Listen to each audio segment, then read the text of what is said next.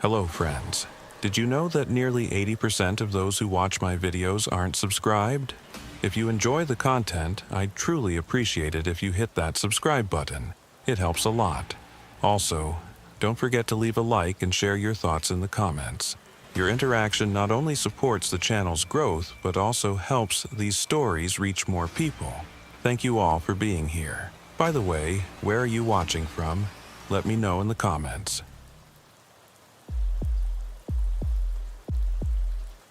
The call came in at 2:47 a.m. on a humid Tuesday morning in August 1994. Sheriff Elijah Crankshaw had been the law in Millhaven, Arkansas for 23 years, and at 61 years old, he thought he'd seen everything a small town of 4,000 souls could offer. The voice on the other end of his bedside phone belonged to Deputy Ichabod Wigglesworth, and there was something in the younger man's tone that made Crankshaw sit up immediately. His wife Constance stirring beside him in the darkness. "Sheriff, we got a situation down at Grimwald's funeral home," Wigglesworth said, his voice tight with an emotion Crankshaw couldn't quite place. "You're going to want to see this yourself." "What kind of situation?"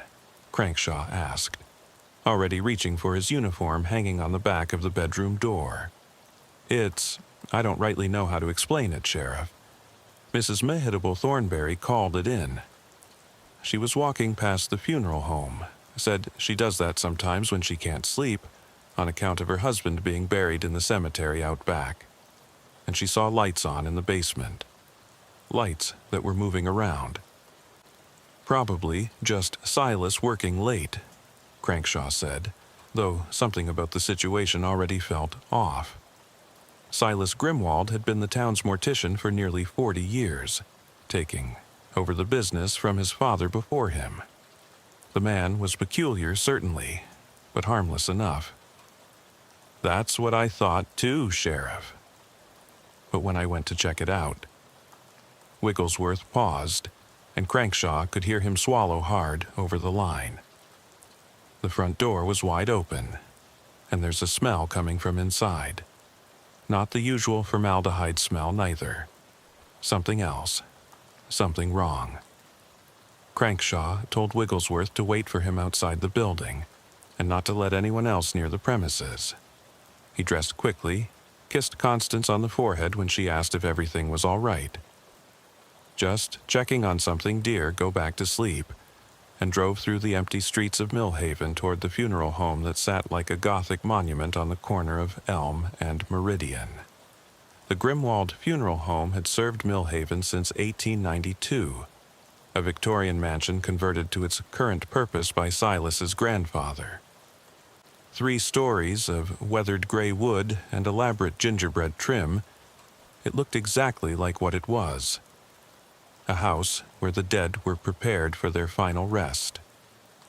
Crankshaw had been inside countless times over the years, attending funerals, investigating the occasional break-in attempt, or just stopping by to chat with Silas about town matters. But he'd never seen it like this. Every window in the building blazed with light, as if someone had turned on every lamp and overhead fixture in the place. The front door stood open just as Wigglesworth had described, and even from his patrol car, Crankshaw could detect an odd sweetness in the air, like flowers left too long in a vase mixed with something chemical and sharp. Deputy Wigglesworth stood by his own vehicle, his young face pale in the streetlight. At 28, he'd only been with the department for 3 years, and Crankshaw could see this was rattling him. "Mrs. Thornberry?" Crankshaw asked. "Sent her home, Sheriff." She was pretty shaken up, said she saw shadows moving in ways that didn't look natural. Wigglesworth gestured toward the funeral home. "I went in, just to the entrance hall. That smell gets stronger the further in you go. And, Sheriff, I heard something from the basement. Like voices, but not quite." Crankshaw studied the building, his instincts honed by decades of police work all firing at once. Something was very wrong here. He reached into his patrol car and grabbed his flashlight, even though the building was lit up like a Christmas tree. Stay behind me, he told Wigglesworth, and keep your hand on your weapon, but don't draw unless I do. They entered through the front door, their footsteps echoing on the polished hardwood floor of the entrance hall. The smell hit Crankshaw immediately, that sick sweet odor underlaid with something that made his stomach turn. The reception area looked normal enough. Burgundy wallpaper with a subtle floral pattern, heavy wooden furniture, a guest book open on a stand. But the door leading to the preparation room stood ajar, and from somewhere below came a sound that made both men freeze.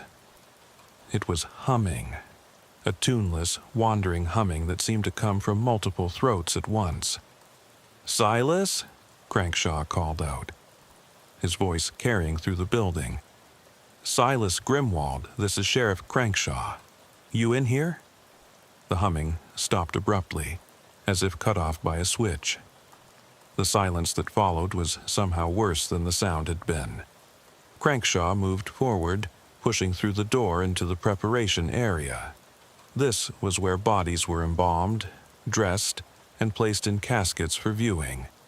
He'd been back here before, always finding it meticulously clean and organized despite the grim nature of the work performed within. Tonight was different. 3 gurneys stood in the main preparation room, each holding a form covered by a white sheet. That wasn't unusual in itself. Grimwald often had multiple bodies to prepare, especially during the winter months when the elderly were more vulnerable. But the sheets were moving, subtle rises and falls that had nothing to do with any breeze from the open door. "Jesus Christ," Wigglesworth whispered behind him. Crankshaw approached the nearest gurney slowly, reaching out with one hand while the other rested on his service weapon. He grasped the edge of the sheet and pulled it back. The body beneath was that of Cornelius Moldcrum, who had died of a heart attack 5 days ago. Crankshaw had attended the viewing just yesterday afternoon, but Cornelius's chest was rising and falling in a mechanical rhythm, and his eyes, which should have been sewn shut, were open and staring at the ceiling. His lips moved slightly and that humming sound emerged, though his expression remained fixed in death's peace. Crankshaw jerked the sheet off the second gurney. Prudence Witherspoon, dead of cancer a week ago, buried 3 days past. Her family had held a beautiful service. Yet here she lay, her chest moving with the same mechanical breathing, her mouth forming that horrible humming. The third gurney held Ezekiel Brandywine, the town's former postmaster, who had supposedly been cremated 2 days ago after dying in his sleep. "They're dead," Wigglesworth said, his voice cracking. "Sheriff, I was at Moldcrum's viewing. I saw him in his casket. These people are dead." A sound from below made them both turn. Footsteps on the basement stairs, slow and measured. Crankshaw drew his weapon, motioning for Wigglesworth to do the same. The door to the basement stood at the far end of the preparation room, and it was from there that Silas Grimwald emerged. The mortician looked terrible. His usually neat gray hair stood up in wild tufts. His clothes were rumpled and stained with substances Crankshaw didn't want to identify, and his eyes had a fevered brightness that spoke of many sleepless nights. In his hands, he carried what looked like an old medical journal, its pages yellowed with age. "Sheriff," Grimwald said, his voice hoarse, "you shouldn't be here. Not tonight. I'm so close to understanding it all." "Silas," Crankshaw said, keeping his weapon pointed at the ground but ready. "What have you done?" "Done?" Grimwald laughed, a sound devoid of humor. "I've discovered something miraculous, Sheriff. Something that changes everything we know about death." He gestured to the bodies on the gurneys with the journal. "They're not alive, not exactly. But they're not gone either. They're suspended, waiting." "Waiting for what?" Crankshaw asked, though he wasn't sure he wanted to know the answer. "For the proper conditions." for the right combination of chemicals and electrical stimulation. My grandfather knew, Sheriff. He left notes hidden in the walls of this place. He'd discovered something during the Civil War, when he worked as a field surgeon. Something about the boundary between life and death being more fluid than we believed. Grimwald moved closer, and Crankshaw raised his weapon slightly. The mortician didn't seem to notice. I've been perfecting his formula for years. Testing it. The families think their loved ones are buried or cremated, but I keep them here first. I preserve them in ways you couldn't imagine. And sometimes, Sheriff, sometimes they respond. Silas, these people are dead. Their families have grieved them. You can't... Can't what? Grimwald's eyes flashed with anger. Can't push the boundaries of science? Can't explore what happens in those moments between final breath and final darkness? Look at them, Sheriff. They're humming. They're breathing. There's something still there, something we can reach. From the basement came more sounds, shuffling footsteps, multiple sets of them, and that horrible humming growing stronger. Grimwald smiled, a terrible expression on his haggard face. The others want to come up, he said. The ones from the past months. I've been keeping them in the cold storage below, waiting for the right moment to continue my work. Some of them are quite responsive now. How many, Silas? Crankshaw asked, his blood running cold. How many bodies do you have down there? Bodies? Grimwald tilted his head. That's such a limited word, Sheriff. They're subjects, participants in the greatest experiment ever conducted. There are 14 currently in various stages of preparation. 14? Wigglesworth's voice was barely a whisper. Sheriff, that's everyone who's died in Millhaven in the past 2 months. The footsteps on the stairs grew louder, and Crankshaw made a decision. He grabbed Grimwald by the arm, spinning him around and pulling out his handcuffs. Silas Grimwald, you're under arrest for... He paused, realizing he had no idea what to charge the man with. Theft of corpses? Fraud? Desecration of human remains? You can't arrest me, Grimwald said calmly, as the handcuffs clicked around his wrists. Don't you understand? I'm on the verge of the greatest discovery in human history. Death doesn't have to be final, Sheriff. I can prove it. The basement door burst open, and what emerged made both Crankshaw and Wigglesworth stumble backward. They weren't quite walking. It was more of a shuffling, jerking movement, as if invisible strings were pulling them along. 7 figures in various states of decomposition, all wearing the formal clothes they'd been buried in, all with their mouths open in that endless, tuneless humming. Crankshaw recognized them all. Jedediah Plunkett, the baker. Constance Weatherby, the schoolteacher. Obadiah Thistlebottom, the bank manager. People he'd known, people whose funerals he'd attended, people whose families believed they were at rest in Millhaven Cemetery. They respond to certain frequencies, Grimwald said, his voice taking on a lecturer's tone despite the handcuffs. The combination of the preservation chemicals and electrical stimulation creates a resonance in the nervous system. They're not conscious, not exactly, but they're not gone either. They exist in a state between states. Make them stop, Crankshaw ordered, fighting down his revulsion. Whatever you've done to them, make it stop. I can't, Grimwald said simply.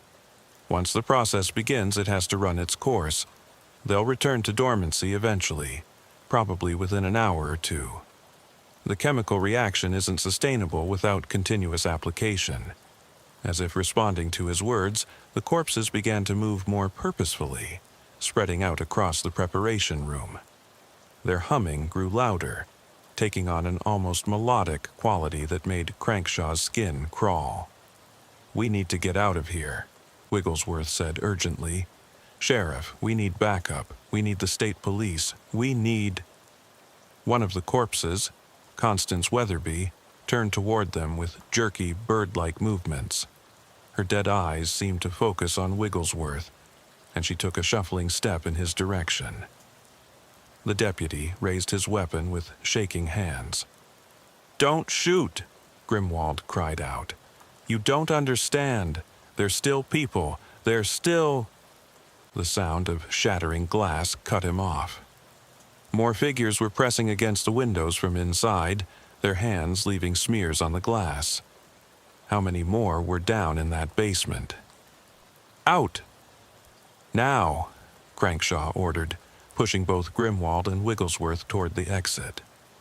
They burst through the front door into the humid night air, and Crankshaw had never been so grateful to be outside. He shoved Grimwald into the back of his patrol car and grabbed his radio. "Dispatch, this is Sheriff Crankshaw. I need every available unit at Grimwald's funeral home immediately, and contact the state police. Tell them we have a situation that defies easy explanation." As he waited for backup, Crankshaw watched the funeral home.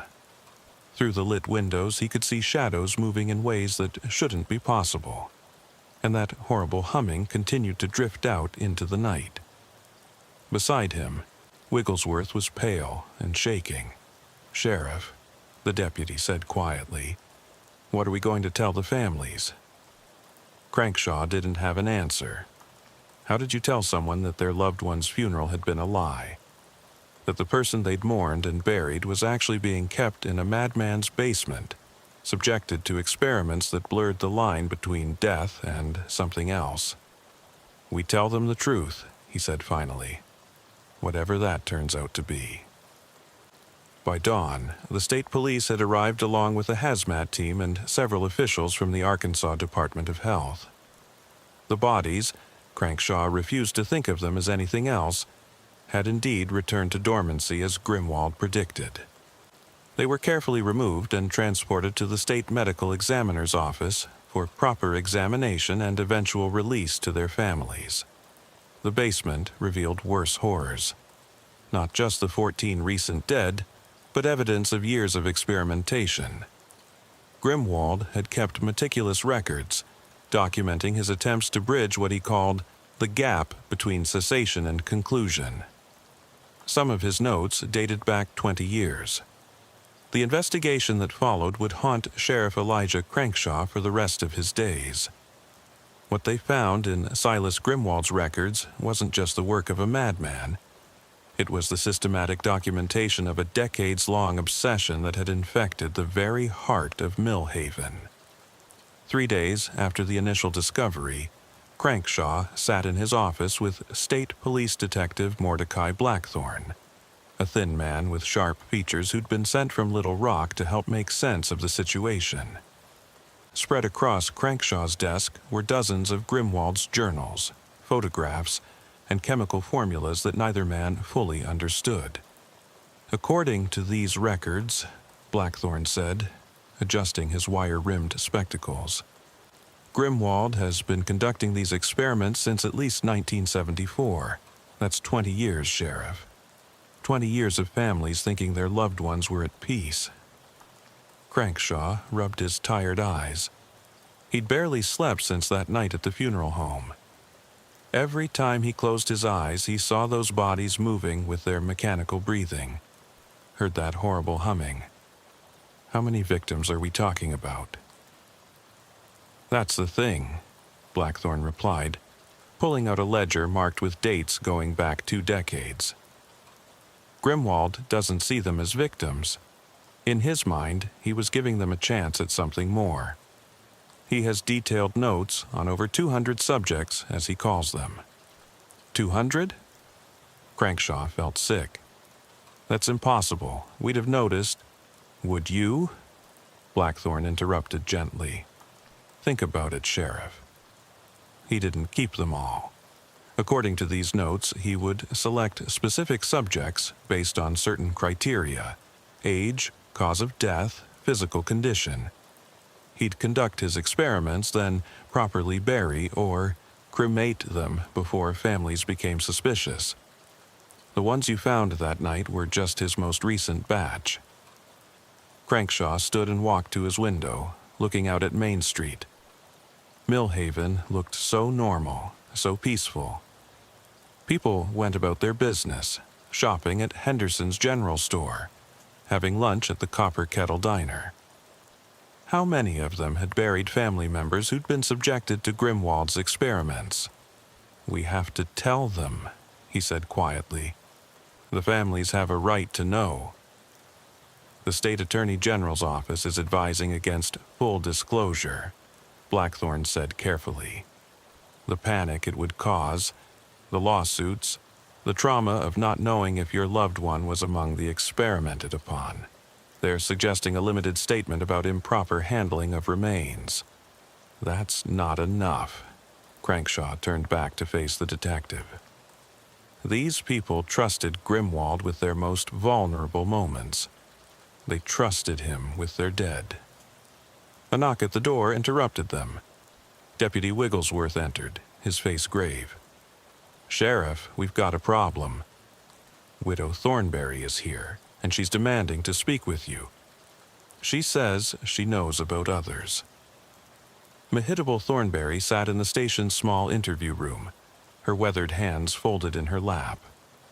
At 78, she was one of Millhaven's oldest residents, having lived in the town her entire life.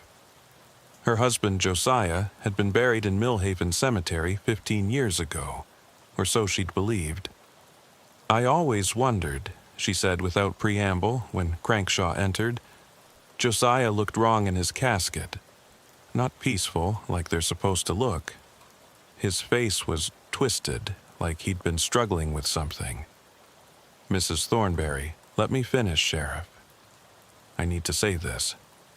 She took a deep breath. "I started watching after that, started paying attention at funerals, and I noticed things, little things. Hands positioned strangely, makeup not quite covering marks on necks. And the smell, sometimes there was this chemical smell under all the flowers, something that made your eyes water if you got too close." She reached into her purse and pulled out a small notebook. "I started keeping track, writing down what I noticed. I have 43 names here, Sheriff. 43 funerals over the past 15 years where something seemed wrong." Crankshaw took the notebook with numb fingers. The names were all familiar.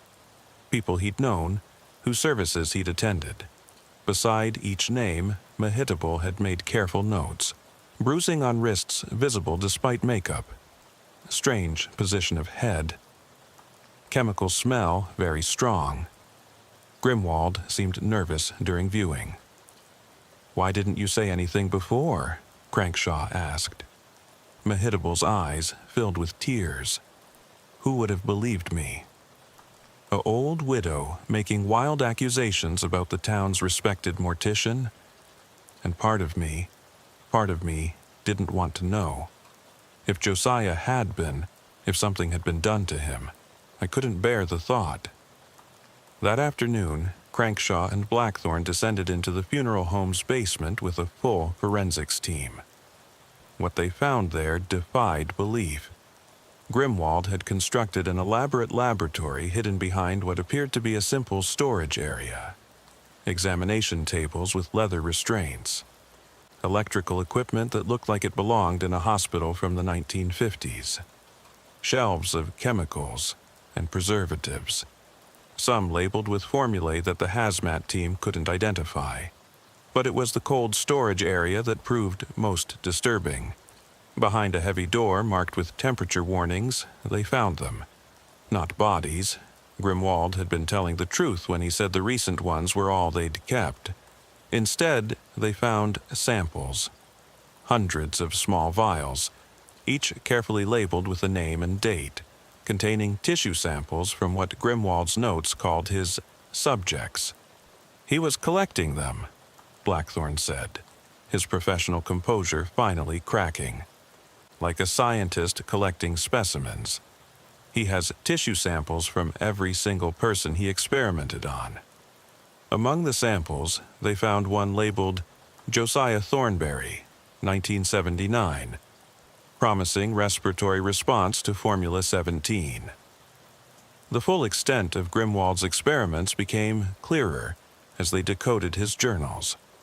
He believed he had discovered a way to maintain certain biological functions after death through a combination of electrical stimulation and a proprietary mixture of chemicals, some derived from rare plants that grew in the Arkansas Hill Country. His grandfather had apparently stumbled upon the basic formula while trying to preserve bodies during the Civil War, when embalming supplies were scarce. The humming, Grimwald had written in one entry, appears to be an involuntary response of the vocal cords to the electrical current. It varies in pitch and rhythm based on the individual's physical structure. I've begun to wonder if it might be some form of communication, though I cannot decode its meaning. Another entry, dated just a month before his arrest, was even more disturbing.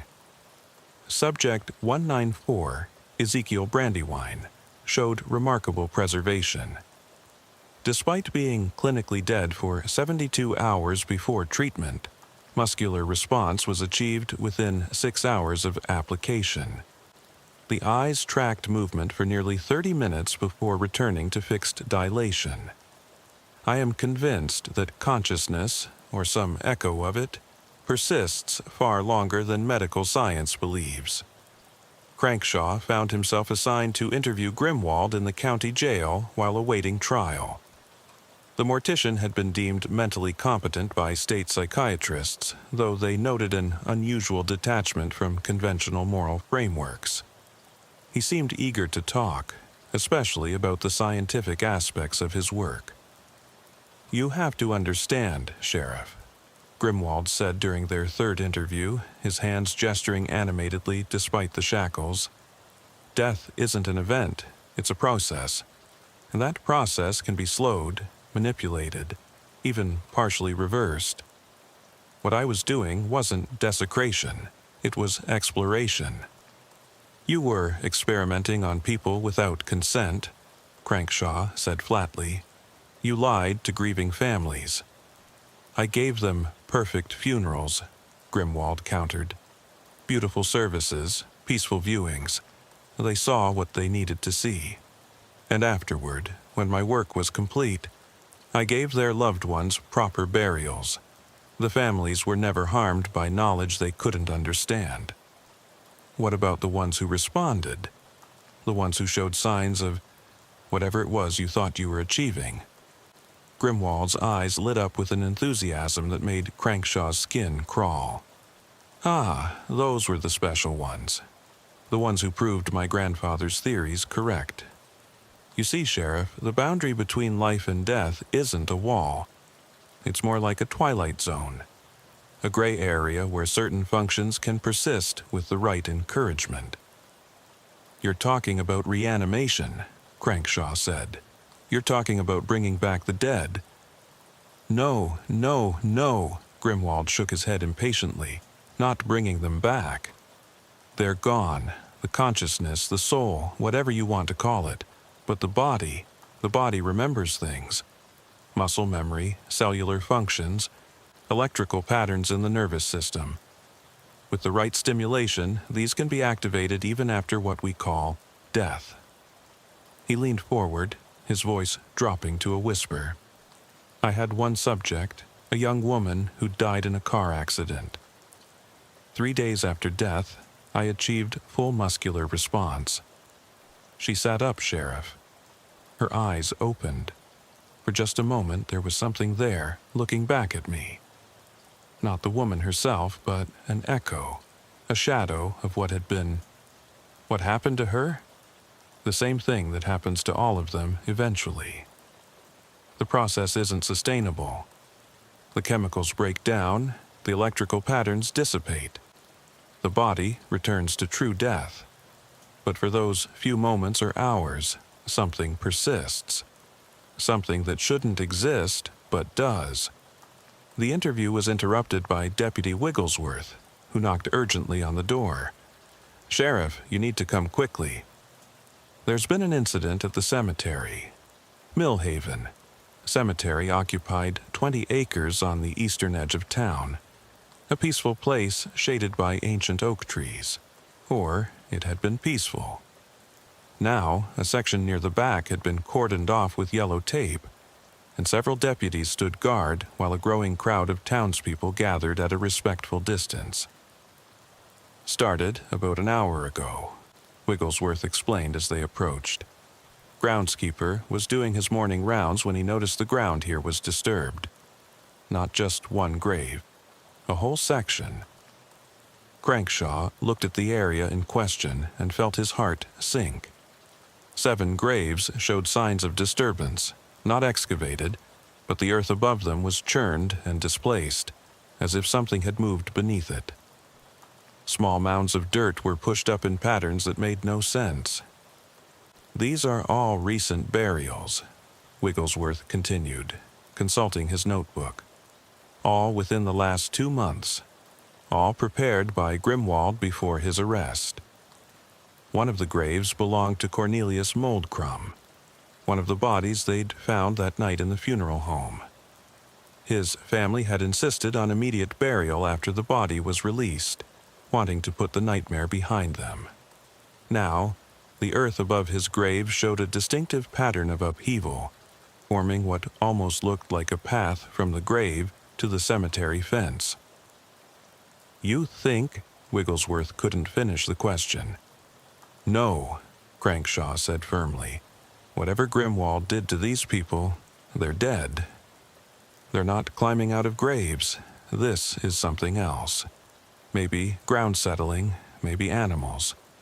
But even as he said it, he noticed something that made his blood run cold. In the soft earth, near Moldcrum's headstone, there were marks that looked disturbingly like finger impressions, as if someone had clawed at the ground from below. That evening, Crankshaw made a decision that went against state recommendations.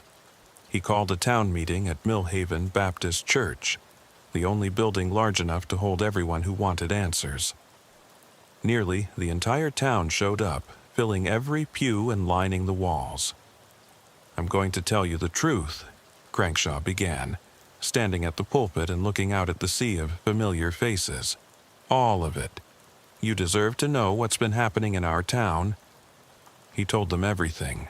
Grimwald's experiments, the preserved bodies, the tissue samples, the decades of deception. He told them about the journals and the formulas, and the horrible possibility that their loved ones had been subjects in a madman's attempt to blur the line between life and death. The reaction was immediate and visceral. Some people wept. Others shouted in anger. A few simply sat in stunned silence, unable to process what they were hearing. "What about the cemetery?" someone called out. "What's happening to the graves?"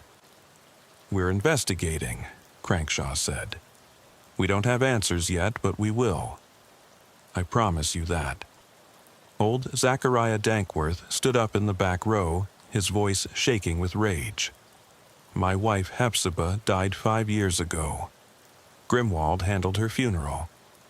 Are you telling me that monster experimented on her?" "We're reviewing all of Grimwald's records," Crankshaw replied. "Anyone who wants to know if their family member was affected can request that information from my office. And what good does knowing do?" This from Patience Wickwright, whose husband had died just 6 months ago. What comfort is there in learning that our dead were violated? Crankshaw had no good answer for that. The town meeting had ended in chaos, with families demanding exhumations, others insisting their loved ones be left in peace, and a small but vocal group calling for Grimwald to face immediate justice without trial. Sheriff Crankshaw had managed to maintain order, but barely. As people filed out of the church into the humid night, he could feel the fabric of Millhaven's close-knit community beginning to tear. It was Deputy Wigglesworth who made the next disturbing discovery. 3 days after the town meeting, he was reviewing security footage from a camera the state police had installed at the cemetery when he noticed something peculiar. "Sheriff, you need to see this," he said, entering Crankshaw's office with a laptop under his arm. "This is from last night around 3 a.m. The grainy black and white footage showed the section of cemetery where the grave disturbances had occurred. For several minutes, nothing moved except tree branches swaying in the wind. Then, at 3:14 a.m., something emerged from the shadows near the fence. It was a figure, hunched and moving with an odd, shuffling gait. It approached Cornelius Moldcrumb's grave and knelt beside it, remaining there for nearly 20 minutes before shuffling away into the darkness. "Could be anyone," Crankshaw said, though something about the figure's movement disturbed him. "Probably someone grieving, visiting after hours." "That's what I thought too," Wigglesworth said, "until I enhanced the image." He clicked a few keys, and the image zoomed in on the figure's face, visible for just a moment as it passed under a streetlight near the cemetery entrance. The face was gaunt, the eyes sunken, the skin with an unmistakable grayish pallor. But the features were recognizable. It was Cornelius Moldcrum.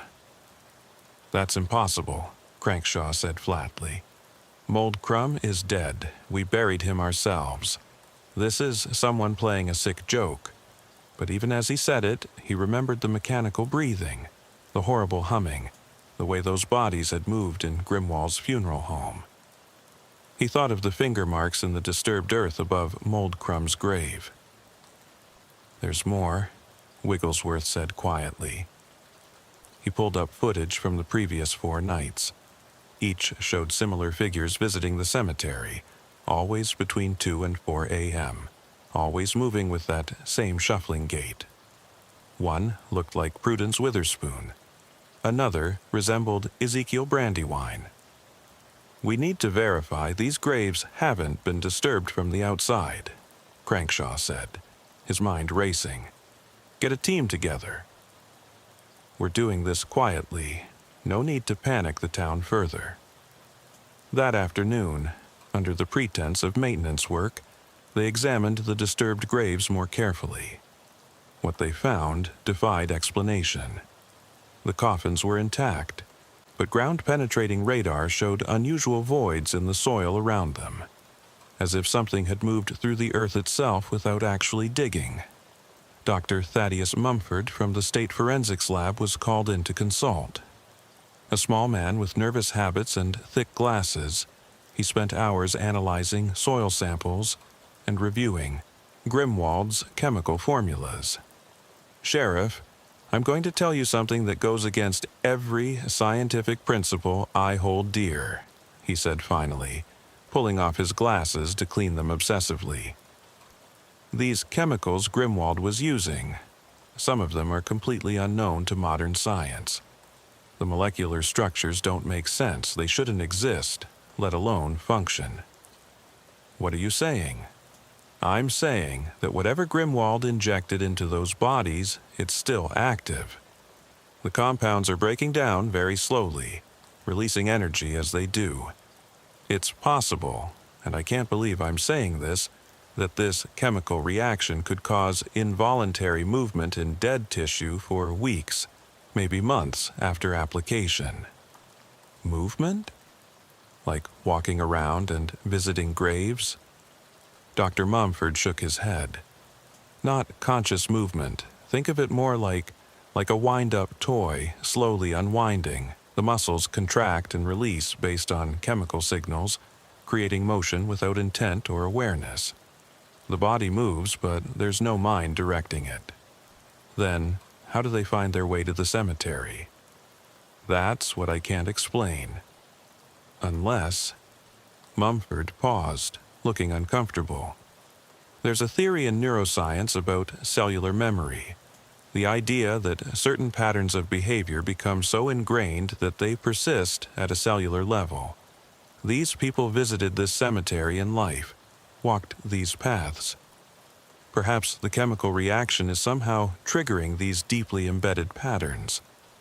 It was a theory that raised more questions than it answered, but it was all they had. That night, Crankshaw positioned himself in the cemetery with deputies Wigglesworth and 2 state troopers. They waited in the darkness, weapons ready but with strict orders not to engage unless absolutely necessary. Crankshaw still wasn't convinced they'd see anything. Part of him hoped the video footage had been some elaborate hoax.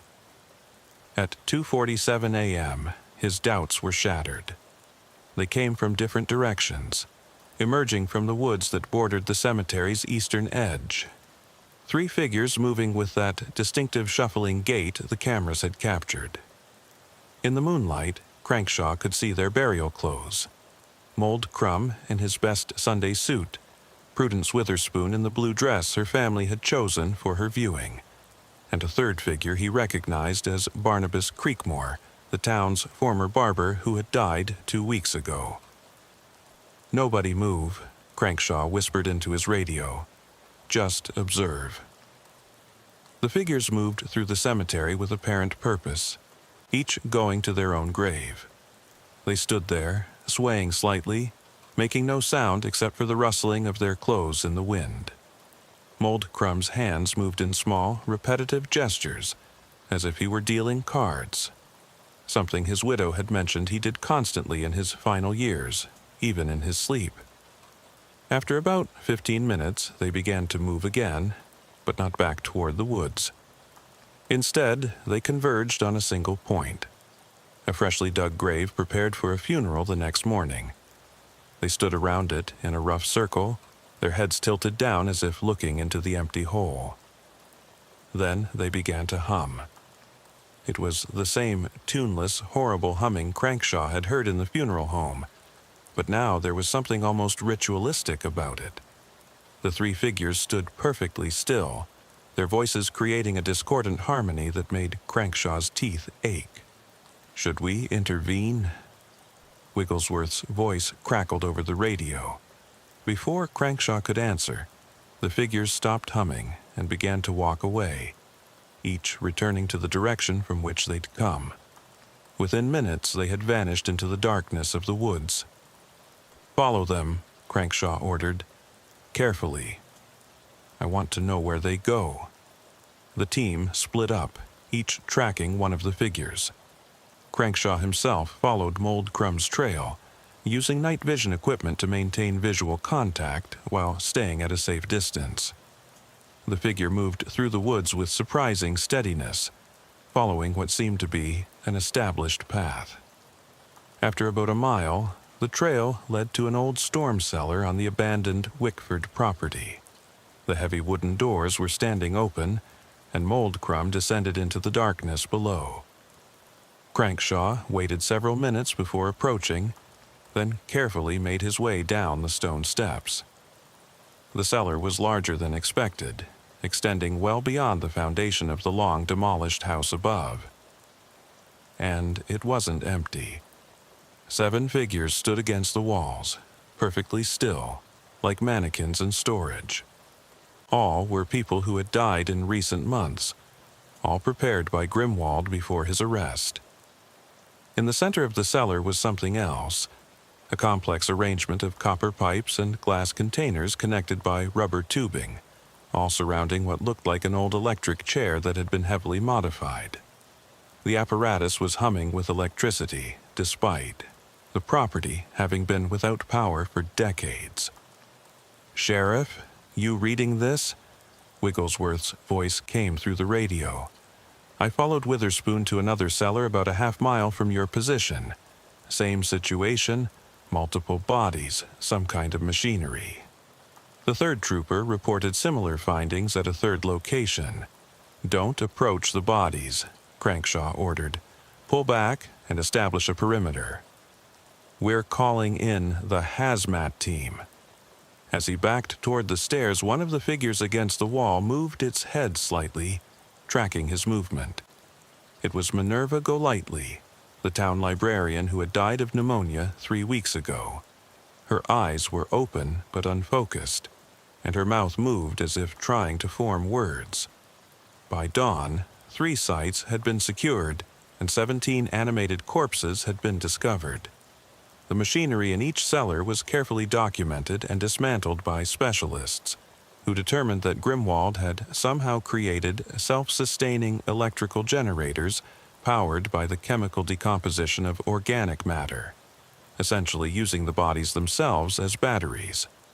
The revelation sent shockwaves through the investigation. Grimwald hadn't just been experimenting on the dead. He had been creating some kind of network, connecting multiple sites through underground cables that followed old mining tunnels from Millhaven's coal mining days. When confronted with this discovery, Grimwald's demeanor changed. The enthusiastic scientist was replaced by something colder, more calculating. "You've found the first phase," he said simply. "There are more sites, many more. Not just in Millhaven, but throughout the county. My grandfather started this work. My father continued it, and I've brought it near to completion." "Completion of what?" Crankshaw demanded. "A new form of preservation," Grimwald replied. "True preservation. Not just of the body, but of the essence, the patterns that make us who we are. Those people you found, they're not dead, Sheriff, not completely. Part of them persists in the network, connected through the electrical field generated by the apparatus." "You're insane." "Am I?" "You've seen them walking. You've heard them humming in unison. They're synchronized, Sheriff. Connected. What remains of their consciousness exists in a shared state. Neither alive nor dead, but something else entirely." "Where are the other sites?" Crankshaw asked. Grimwald smiled, an expression that made Crankshaw want to punch him. "I'll tell you, but only if you agree to preserve my work. Some of it, at least, for science, for the future. This is bigger than your small-town morality, Sheriff. This is about transcending death itself." Crankshaw stood to leave. "The state police will get the locations from you one way or another." "Perhaps," Grimwald called after him, "but they'd better hurry. The network is unstable without maintenance, and when it fails, well, you've seen what those bodies can do when they're partially animated. Imagine what happens when the controlling mechanism breaks down entirely." Over the next 48 hours, teams working from Grimwald's reluctantly provided information located 12 more sites throughout the county. Each contained between 10 and 20 preserved bodies, all connected to the same type of apparatus. The full scope of the operation was staggering. Over 200 bodies in various states of chemical preservation and electrical animation. The decision was made to simultaneously disconnect all sites to prevent any kind of cascading failure. Hazmat teams worked in coordination, shutting down the machinery and preparing the bodies for proper burial or cremation according to family wishes. But something went wrong at the 7th site. Deputy Wigglesworth was part of the team assigned to a cellar beneath the old Millhaven tuberculosis sanatorium, abandoned since 1953. The moment they began disconnecting the apparatus, the bodies reacted violently. Not with the slow, shuffling movement they'd observed before, but with sudden, thrashing motion. "They're convulsing," someone shouted over the radio, all of them at once. The hazmat team retreated as the bodies began pulling free from the copper wires that connected them to the machinery. One figure, identified as former town councilman Josiah Blackwood, actually stood up and took several lurching steps before collapsing. Then the humming started, not from one or two, but from all of them, creating a sound that could be heard above ground. Windows in nearby buildings cracked from the vibration. The hazmat team reported feeling dizzy, disoriented, some claiming they could hear voices in the humming. "Get everyone out," Crankshaw ordered. "Clear the building." As the team evacuated, something extraordinary happened. The humming stopped, and for just a moment a voice emerged from the chaos, clear, distinct, and impossibly, recognizably that of Josiah Blackwood. "Please," the voice said. "Let us go." Then silence. When the team re-entered an hour later, they found all the bodies had returned to true death, showing obvious signs of rapid decomposition, as if whatever had been preserving them had suddenly ceased. The machinery was dead, its copper pipes tarnished and glass containers cracked. The simultaneous failure at all sites created a crisis that stretched Millhaven's resources to the breaking point. Within hours of the shutdown, over 200 families had to be notified that their loved ones' remains had been recovered from Grimwald's network. The county brought in grief counselors, clergy from neighboring towns, and additional law enforcement to maintain order as the full horror of the situation became clear. Sheriff Crankshaw worked 36 hours straight coordinating the response. By the time he finally collapsed in his office chair for a few hours of sleep, he'd aged years in days. The images haunted him. Those bodies standing in dark cellars, connected by copper wire and strange chemicals to machines that shouldn't exist, maintaining some horrible parody of life weeks or months after death. It was Deputy Wigglesworth who woke him with news that would change everything. "Sheriff, we found something at the old Grimwald property. The family home, not the funeral parlor. You need to see this." The Grimwald family home sat on a hill overlooking Millhaven, a sprawling Victorian mansion that had been in the family for 4 generations. Silas had lived there alone since his father's death in 1989, and the property had been sealed since his arrest. The state police had done a cursory search but found nothing relevant to the criminal case. They'd missed the sub-basement. Hidden behind a false wall in the regular basement, accessible only through a mechanism built into what appeared to be a solid stone foundation, was a stairway descending another 20 feet into the earth. The construction was old, much older than the house above. The Historical Society says there are records of a structure here dating back to the 1850s, Wigglesworth explained as they descended. Before the Grimwalds. Before the town was properly founded. Some kind of religious commune lived here, called themselves the Eternal Preservation Society. The sub-basement opened into a vast circular chamber carved from solid bedrock. The walls were covered in symbols and text, some in English, some in languages Crankshaw didn't recognize. But it was what occupied the center of the chamber that stopped him cold. A perfectly preserved human body lay on a raised stone platform, surrounded by an incredibly complex arrangement of copper pipes, glass vessels, and what looked like early electrical equipment, far more sophisticated than anything they'd found at the other sites. The body was that of an elderly man in clothing from the mid-1800s. According to a brass plate on the platform, this was Theophilus Grimwald, Silas's great-great-grandfather and the founder of Grimwald Funeral Home. But Theophilus Grimwald's eyes were open, and they tracked Crankshaw's movement as he entered the chamber. "Jesus Christ," Wigglesworth breathed. "He's—" "Don't say it." Crankshaw cut him off. He approached the platform slowly, his hand instinctively moving to his weapon, though he knew it would be useless here. The body couldn't speak. The apparatus that preserved it didn't allow for that.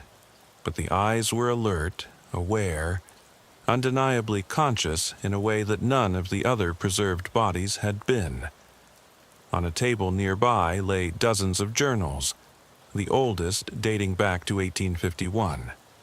The first entry, written in Theophilus Grimwald's hand, told the story.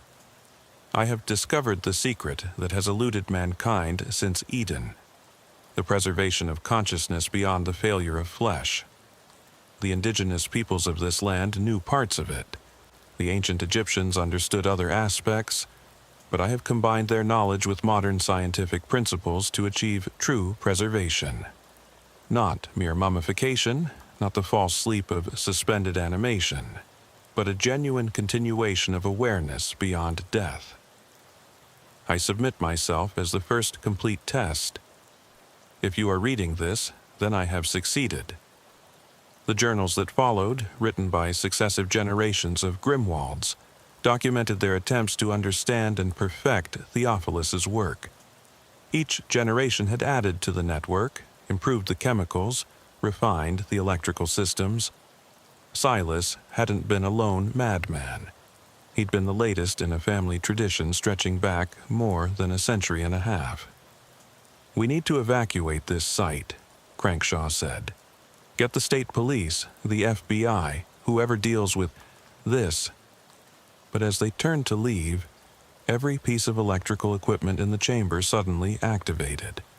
The humming that filled the air wasn't the monotonous drone they'd heard before. It had rhythm, pattern, almost like speech.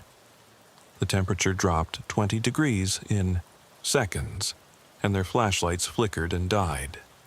In the darkness, illuminated only by the crackling electrical arcs between copper pipes, Theophilus Grimwald's body began to move.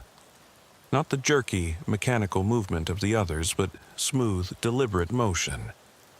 He sat up on the platform, his preserved flesh creaking like old leather, and turned his head to look directly at Crankshaw. When he spoke, his voice came not from his mouth, but from the electrical apparatus itself, vibrating through the copper pipes in a sound that was barely human.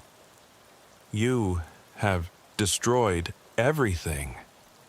"We stopped an abomination," Crankshaw replied, surprised by the steadiness of his own voice.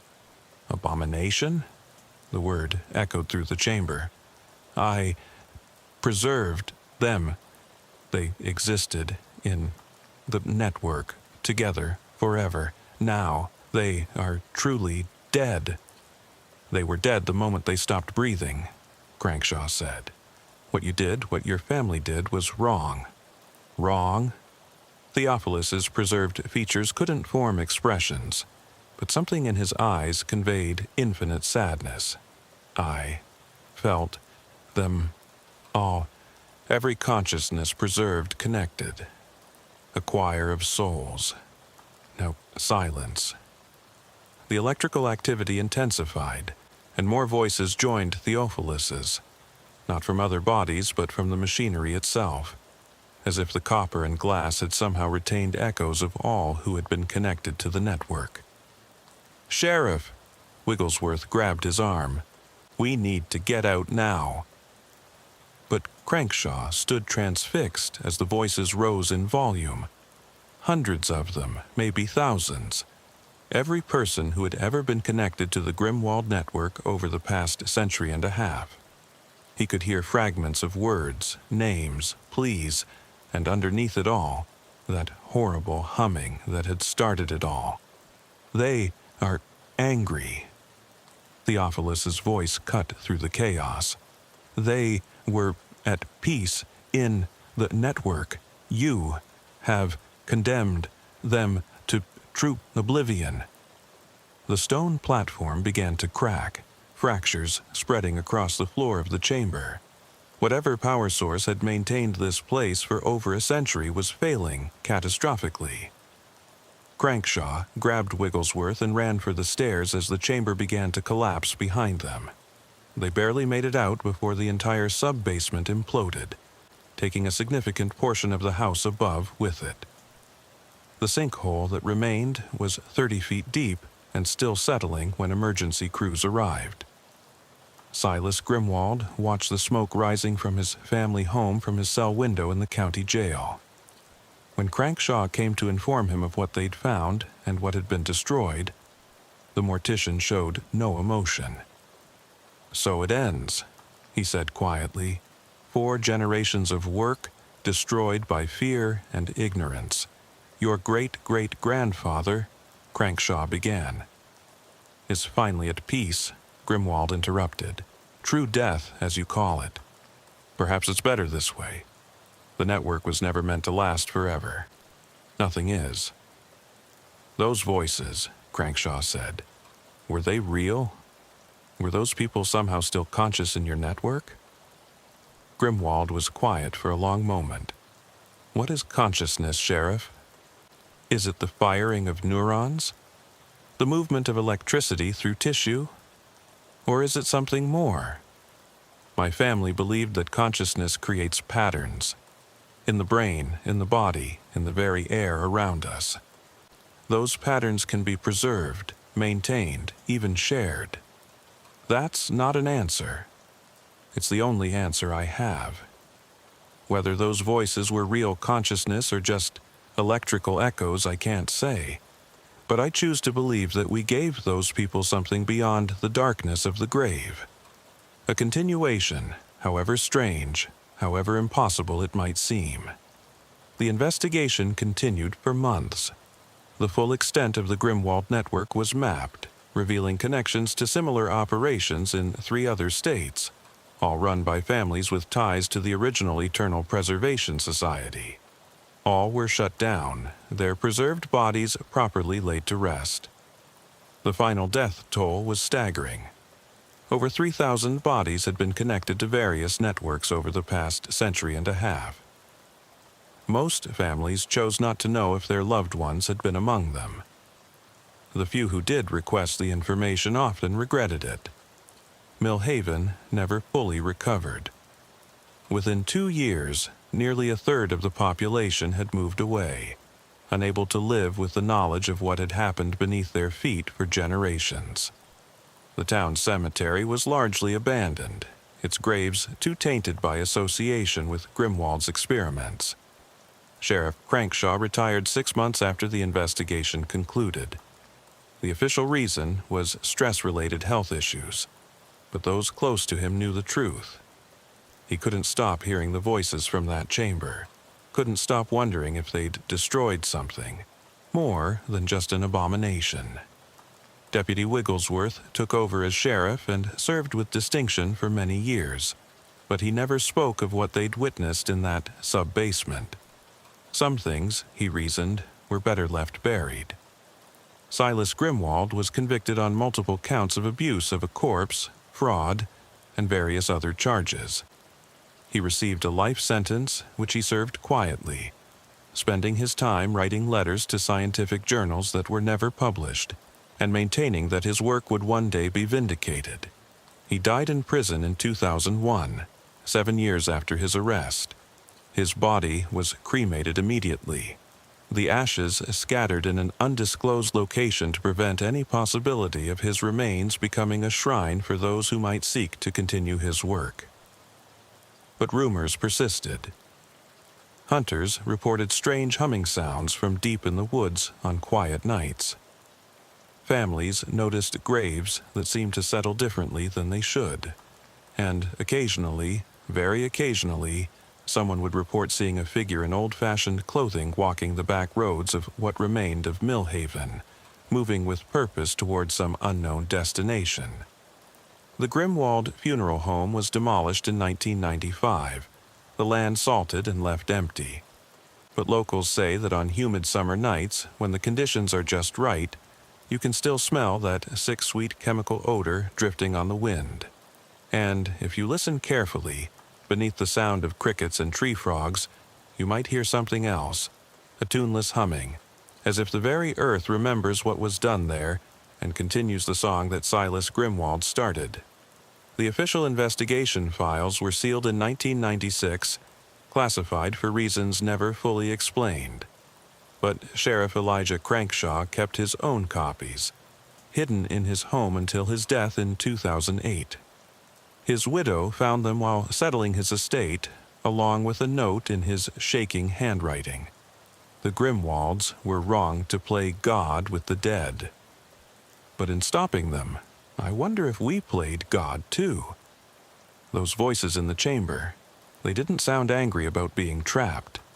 They sounded angry about being freed. I pray I'm wrong. I pray they were just echoes, electrical patterns with no meaning, because if they weren't, then we didn't save those people. We destroyed them. And that's a weight I'll carry into whatever comes after this life, hoping it's the peaceful oblivion we promised those souls, and not another network waiting in the darkness. The note was burned along with the files, as Crankshaw had requested. His widow, the former Constance Ashford, who had stood by him through the horror of those days, took the secret to her own grave 3 years later. Today, Millhaven is a ghost town in all but name. Its population dwindled to fewer than 300 souls. The younger generation knows nothing of the Grimwald network, and the older residents who remember maintain a careful silence. Some stories are too terrible to pass on, some truths too heavy for the next generation to bear. But in the basement of what was once the town library, behind a wall that nobody remembers building, there's a copper pipe that runs deep into the earth. And sometimes, if you press your ear against it, you can hear something that might be water moving through old plumbing, or might be wind trapped in the walls. Or it might be voices, hundreds of them, humming in unison, waiting patiently for someone to rebuild the network and let them speak again. The pipe remains undisturbed. Some doors, once closed, should never be reopened. And in the county records, filed away and forgotten, there's a single line in Sheriff Crankshaw's final report that perhaps sums up the entire horror better than any detailed investigation could. The dead should stay dead. Silas Grimwald forgot that. God help us, we almost forgot it too. Sheriff Nehemiah Brimstone had been keeping the peace in Harrowing Falls, Nebraska, for 19 years, when the first complaint came in about the Sourberry Diner. It was October 1991, and the corn harvest was in full swing, bringing the usual influx of seasonal workers to the small farming community of barely 2,000 souls. At 57, Brimstone was a methodical lawman who prided himself on knowing every family, every farm, and every secret in his jurisdiction. But the Sourberry Diner would prove to harbor a secret that would shake him to his core. The complaint came from a trucker named Obadiah Moldenhauer, who'd stopped at the diner during a cross-country haul. He'd stumbled into the sheriff's office on a Monday morning, visibly shaken and speaking so fast that Deputy Barnabas Thistlethwaite had to ask him to slow down 3 times before they could understand what he was saying. "There's something wrong with the meat at that diner," Moldenhauer insisted, his weathered hands trembling as he accepted a cup of coffee from the deputy. "I've been driving trucks for man seen at the diner, and his battered truck was found abandoned on a side road 2 miles from the restaurant." Brimstone organized a search of the surrounding area, bringing in volunteers from town and even a tracking dog from the state police. The dog led them on a confusing path that circled back to the diner property 3 times before losing the scent entirely. More disturbing was what they found in the woods behind the restaurant.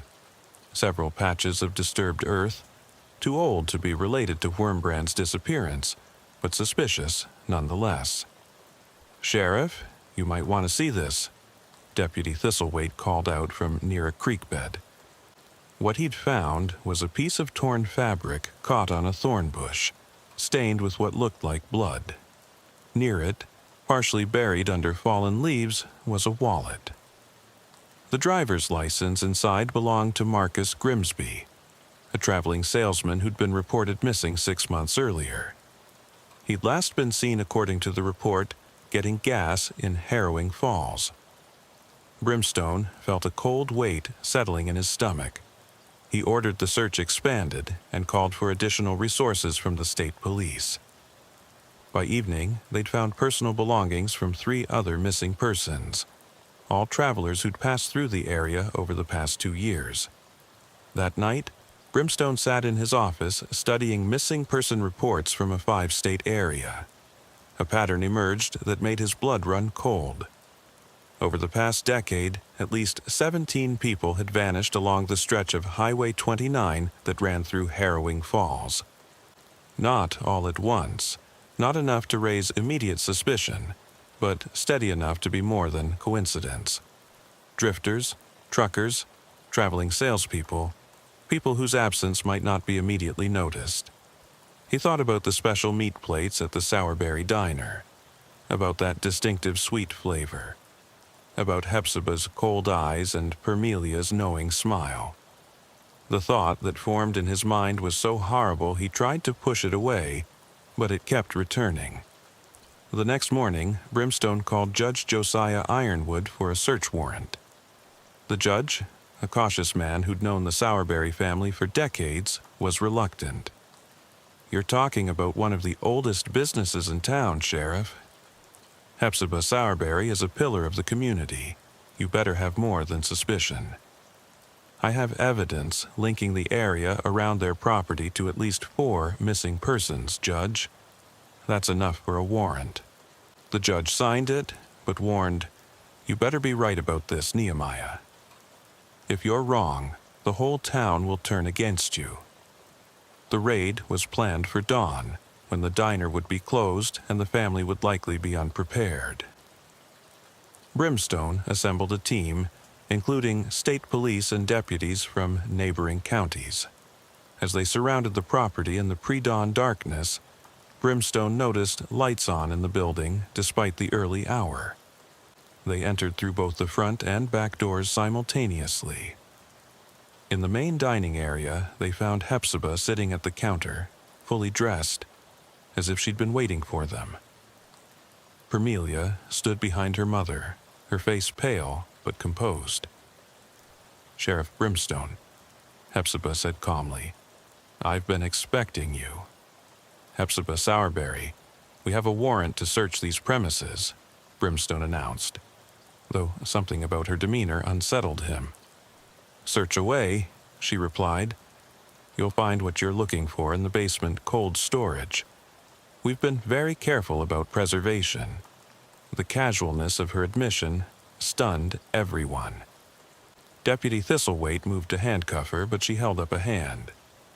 "Before you do that, Sheriff, you should know that you've eaten here every week for 19 years. You've complimented our special meat plates dozens of times. The whole town has. What does that make all of you?" The basement door was behind the kitchen, secured with a heavy padlock that Hepzibah provided the key for without being asked. The wooden stairs descended into darkness, and the smell that wafted up was a mixture of cold metal and something organic that made several officers gag. What they found in that basement would haunt every person present for the rest of their lives. The cold storage area was larger than the diner above, extending into what must have been natural caves beneath the property. Industrial freezers lined one wall, their contents meticulously labeled with dates and what appeared to be codes. But it was the preparation area that revealed the true horror. Stainless steel tables, surgical-grade tools, and a professional meat processing setup that wouldn't have been out of place in a commercial slaughterhouse. On one table, partially processed, was evidence that confirmed Brimstone's worst fears. What remained was clearly human. "My God," Thistlethwaite whispered, backing toward the stairs. But Brimstone forced himself to continue examining the space. The freezers contained packages wrapped in butcher paper, each labeled with dates going back years. A ledger on a nearby desk documented everything in Hepzibah's neat handwriting. Dates, sources, yields, even customer feedback. The entries were businesslike, almost mundane in their horror. October 15th, 1989. Transient mail, approximately 180 pounds. Yield, 68 pounds, prime cuts, 15 pounds ground. Special orders filled for Harvest Festival. March 3rd, 1990. Traveling salesman, 165 pounds. Yield, 61 pounds prime, 12 pounds ground. Regular menu stock, page after page, year after year, documenting the transformation of human beings into menu items served to an unsuspecting community. When they emerged from the basement, Hepzibah was sitting exactly where they'd left her, her hands folded calmly on the counter. "You want to know why?" she said. It wasn't a question. "I want to know everything," Brimstone replied, his voice barely steady. My family came to this country from Eastern Europe in 1919, Hepzibah began. We were fleeing something worse than poverty. We were fleeing starvation. The famine that hit our village forced people to make terrible choices. My grandmother, she learned to survive by any means necessary. She taught my mother. My mother taught me. You're talking about cannibalism, Brimstone said, and the word hanging heavy in the air. I'm talking about survival that became tradition. Tradition that became business, Hepzibah corrected. When we opened this diner, we meant to serve regular food. But during the hard times in the 60s, when beef became expensive and customers scarce, we fell back on old knowledge. Just once, we told ourselves. Just to get through the lean months. But you didn't stop. No, because people loved it. The flavor, the tenderness, they couldn't get enough. And there were always drifters, people who wouldn't be missed. We were selective, careful. We provided a service the community wanted, even if they didn't know what they were really asking for. The state police took Hepzibah and Permelia into custody while the investigation continued. The diner was sealed, and hazmat teams began the grim work of cataloging and removing evidence. But for Sheriff Brimstone, the real horror was just beginning. He had to face the town. News of the arrests spread through Harrowing Falls like wildfire. Within hours, crowds had gathered outside the sheriff's station. Not in support, but in disbelief and anger. These weren't strangers defending strangers. These were people who'd eaten at the Sourberry Diner for decades, who'd celebrated birthdays there, held wedding receptions in its back room, gathered there after funerals to share memories over comfort food. "You're lying," shouted Zebulon Thistlethwaite, the bank manager, his face red with fury. "The Sourberrys are good people. This is some kind of mistake." Brimstone stood on the station steps, facing his community. He'd known most of these people his entire life, had protected and served them for nearly 2 decades. Now he had to tell them the truth that would shatter their world. "I wish I were lying," he said, his voice carrying over the crowd. "But the evidence is undeniable. The Sourberry Diner has been serving human flesh for at least 10 years, possibly longer. The reaction was immediate and visceral. Several people vomited on the spot. Others stood in shocked silence, their faces draining of color as the implications hit them. Martha Pennywhistle, who'd eaten at the diner 3 times a week for 15 years, fainted and had to be carried to Dr. Cornelius Blackwood's office. But not everyone accepted the truth immediately. "This is impossible," insisted Reverend Mordecai Pennebaker, clutching his Bible. "I've broken bread with the Sourberrys. They're members of my congregation. God-fearing people don't do such things." "The evidence is being processed by the state forensics lab," Brimstone replied. "DNA testing will confirm the identities of the victims. This isn't speculation. It's fact." The crowd dispersed slowly, people wandering off in a daze. Brimstone watched them go, knowing that the real trauma was just beginning. Every person in town would now have to live with the knowledge of what they'd unknowingly consumed, what they'd fed to their children, what they'd praised and recommended to visitors. That evening, Deputy Thistlethwaite brought troubling news from the state police. "Sheriff, they've finished the preliminary count from the freezers. They've found evidence of at least 23 individuals, and that's just what was in storage. Based on the ledgers, the actual number over the years could be much higher." "How much higher?" "The records go back to 1968, Sheriff. Conservative estimate, over 100 victims." Brimstone felt sick. 100 people, processed and served to an unsuspecting community over more than 2 decades. The scale of it was almost incomprehensible. The next day brought another revelation. Bathsheba Crankwell, the young waitress who'd recently started at the diner, came forward with information that added another layer to the horror. "I knew something was wrong," she told Brimstone, tears streaming down her face. "The meat came from a special freezer that only Mrs. Sowerberry and Permelia had keys to. They told me never to ask about it, said it was a family secret recipe, but sometimes late at night when I was closing up, I'd hear sounds from the basement, sounds that weren't right." "What kind of sounds?" "Like someone crying or calling for help, but muffled, distant. I told myself it was the wind or pipes or my imagination. I needed the job, Sheriff. I have a baby to feed. I didn't want to know." Further investigation revealed that Bathsheba wasn't the only employee who'd noticed strange things. Former workers came forward with stories of odd smells, unexpected late-night deliveries, and strict instructions never to enter certain areas of the restaurant. Most had quit rather than ask questions, moving on to other jobs and trying to forget their unease.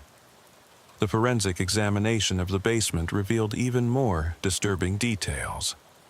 Behind what appeared to be a wall of shelving, investigators found a hidden room. Inside were personal effects from dozens of victims. Wallets, jewelry, clothing, all meticulously cataloged with dates and descriptions. It was a trophy room, a monument to the Sowerberry's crimes. Among the items was a journal, not in Hepzibah's handwriting but in an older script. It belonged to her mother, Clementine Sowerberry, and it told the origin story of the family's descent into darkness.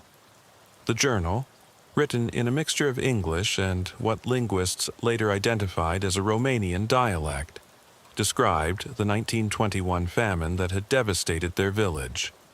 Clementine wrote of watching her children starve, of the decision made by the village elders to survive by any means necessary.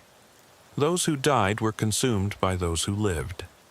A desperate act that saved the community but destroyed its soul. "We thought it would end when we came to America," one entry read. "We thought we could forget, start fresh. But the hunger followed us. Not physical hunger. We had food here. It was a different hunger, a craving for the forbidden taste we'd acquired. We tried to resist, but the memory of it haunted us." The journal documented the family's first American victim, a vagrant who tried to rob their first restaurant in 1924. They'd killed him in self-defense, Clementine claimed, and then, rather than report it to authorities, they disposed of the body the only way they knew how. The pattern was established, justified by twisted logic and old-world superstition. Brimstone was reading this journal in his office when Dr. Blackwood arrived with urgent news from the medical examinations he'd been conducting on townspeople. "Sheriff, I've found something concerning. I've been testing blood samples from regular customers of the diner, looking for any diseases that might have been transmitted. What I found instead was unexpected." "What do you mean?" "There are unusual protein markers in the blood of long-term customers. Proteins that are only produced when human nervous tissue is consumed regularly over time. They're similar to what we see in cases of kuru, a disease found in Papua New Guinea among tribes that practiced mortuary cannibalism." "Are people sick?" "Not yet, but these proteins can cause degenerative neurological conditions. Some of the older customers who ate there frequently are showing early signs: tremors, difficulty walking, cognitive decline. I'd attributed it to normal aging, but now..." The implications were staggering. Not only had the town been unwittingly engaging in cannibalism, but they might be facing a public health crisis as a result. That evening, Brimstone received a call from the state attorney's office. Hepzibah Sowerberry wanted to make a full confession, but she would only speak to him. The state prison interview room was cold and sterile, a far cry from the warm, grease-scented atmosphere of the diner. Hepzibah sat across from him, her hands folded on the metal table, looking older than her years but still maintaining that unsettling calm.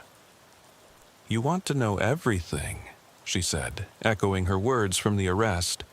"I need to know everything. The families deserve answers." "The families," she scoffed softly. "They loved what we served them." They came back, again and again, bringing their children, their friends. We gave them what they craved, even if they didn't know what it was. You gave them human flesh. We gave them the finest meat they'd ever tasted. Do you know why human flesh has that distinctive sweetness, Sheriff? It's the glycogen in the muscles, the complex sugars that develop in well-fed individuals. We were selective in our choices. Healthy travelers, well-nourished, clean. We provided quality. Anonymous tip came in yesterday, Ironfoot explained. Said if we wanted to know more about the Sourberry network, we should check the old walk-in freezer here. What they found inside confirmed that the Sourberries hadn't been operating alone. The freezer, which should have been empty and powered down, was running on a generator hidden in an adjacent room. Inside were packages identical to those found at the Sourberry diner, complete with the same labeling system. "There's more," Ironfoot said, leading Brimstone to a small office. "Look at these receipts." The papers showed transactions between Maggie's place and the Sourberry diner dating back 15 years. They'd been trading inventory, sharing their grotesque products across county lines to avoid depleting local victim pools too quickly. "Who owned this place?" Brimstone asked. "Woman named Magdalena Rotgut. Died in a car accident 3 years ago, which is when the place closed. But here's the interesting part. Her niece, Delilah Rotgut, just opened a new restaurant in Cedar Rapids. Real popular place, known for its specialty meat dishes." The investigation was expanding beyond anything Brimstone had imagined.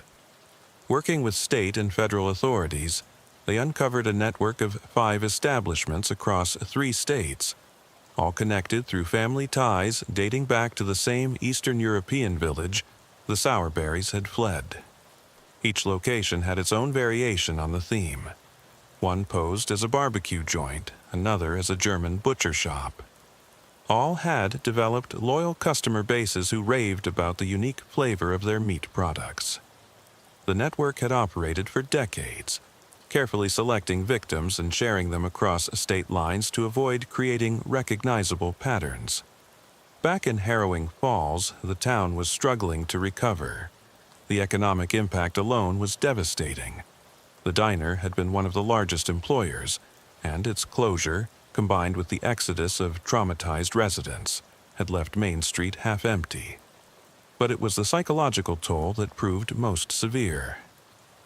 Dr. Cornelius Blackwood had identified 37 residents showing symptoms of the prion disease caused by long-term consumption of human neural tissue. The youngest was only 23, having grown up eating at the diner twice a week.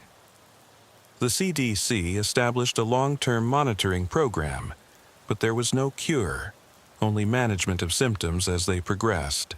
Support group meetings were held in the Baptist church every Tuesday evening. Brimstone attended one, sitting in the back, listening to his neighbors struggle with their trauma. "I can't eat meat anymore," said Prudence Weatherby, the school principal. "Any meat, the texture, the smell, it all reminds me of what we didn't know we were doing." "I have nightmares," added Zacharias Dungworth, the hardware store owner. "I dream about all those missing people. I see their faces in my food. I wake up sick every night." The group's facilitator, a trauma specialist brought in from Omaha, tried to help them process their experience.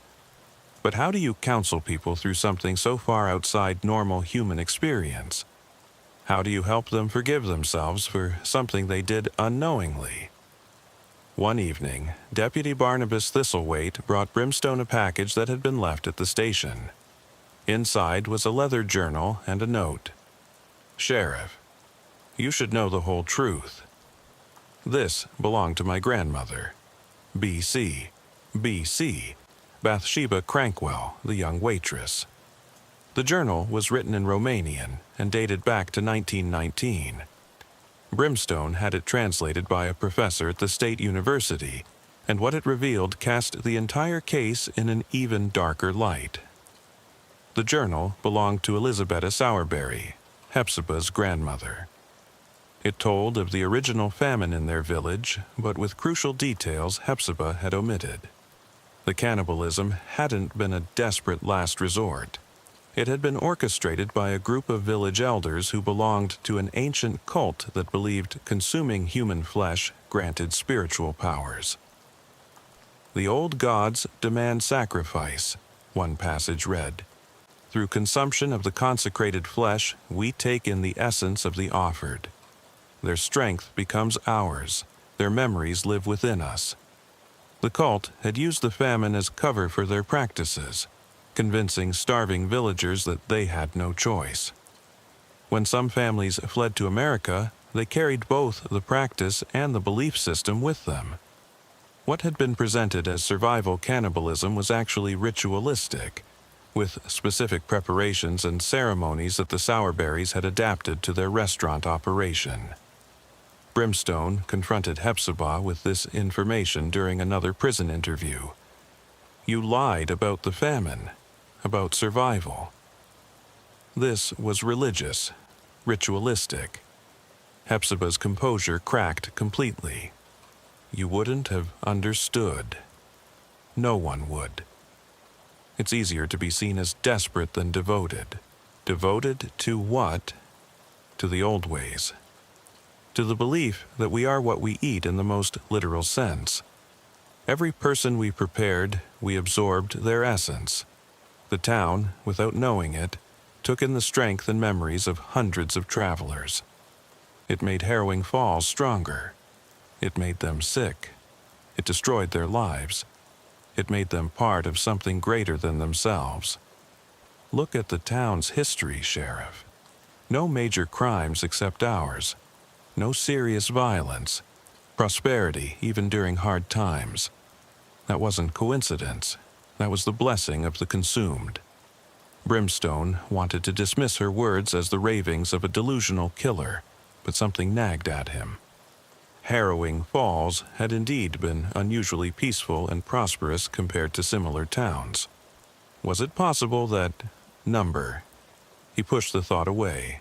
That way lay madness.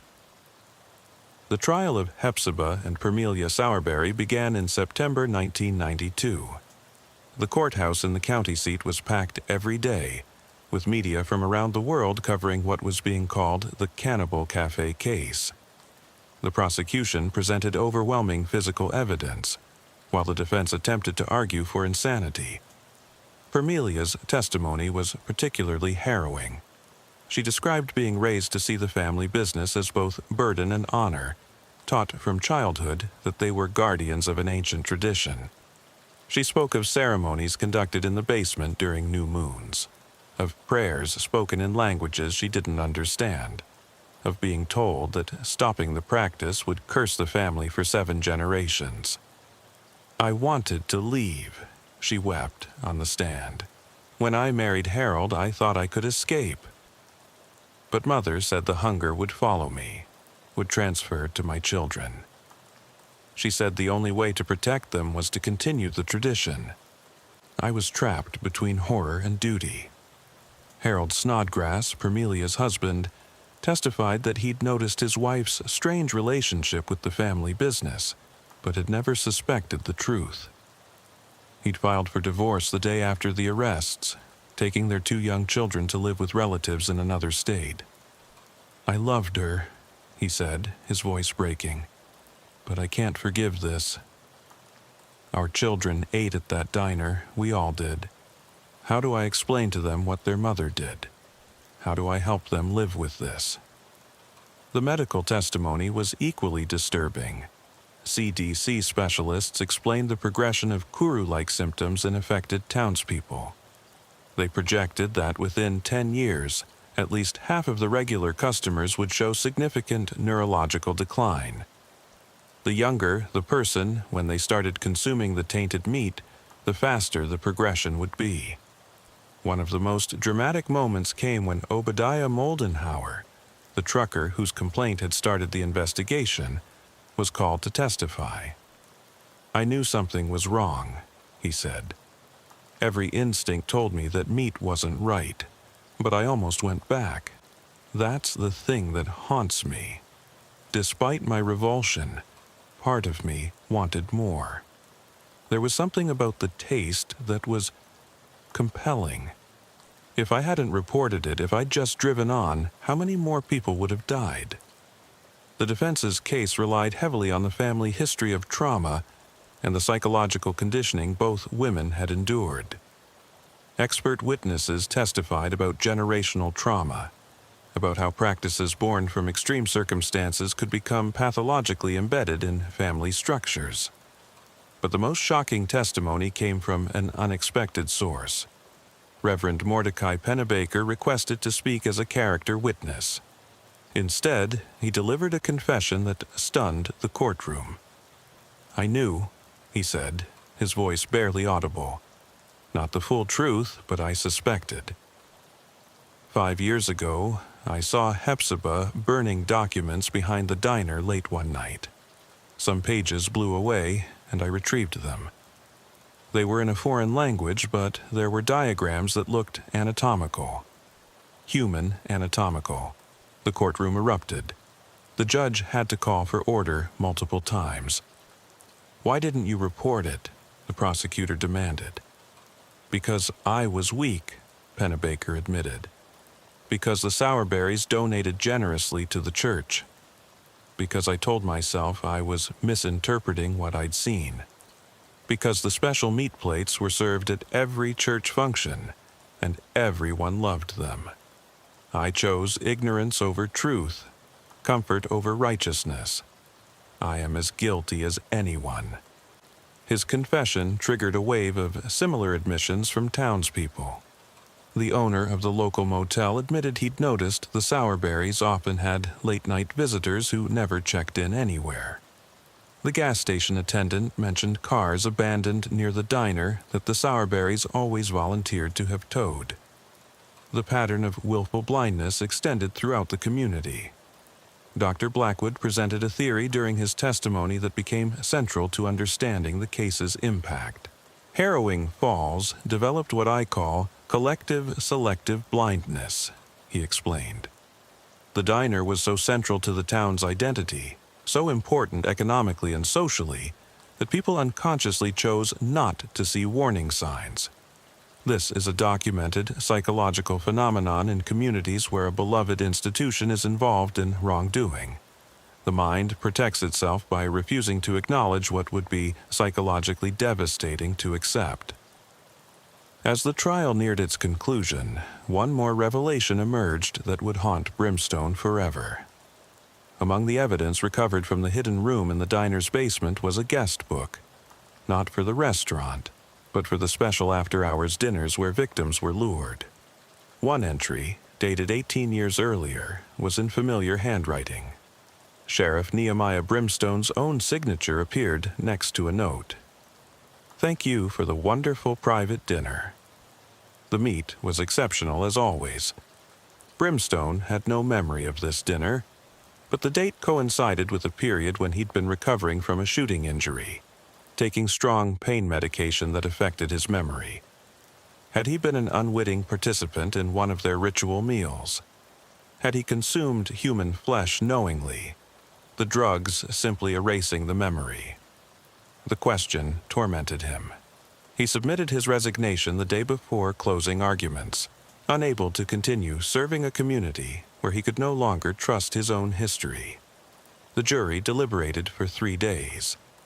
When they returned, the foreman, old Thaddeus Ironmonger, who'd run the feed store for 40 years, could barely look at the defendants as he delivered the verdict.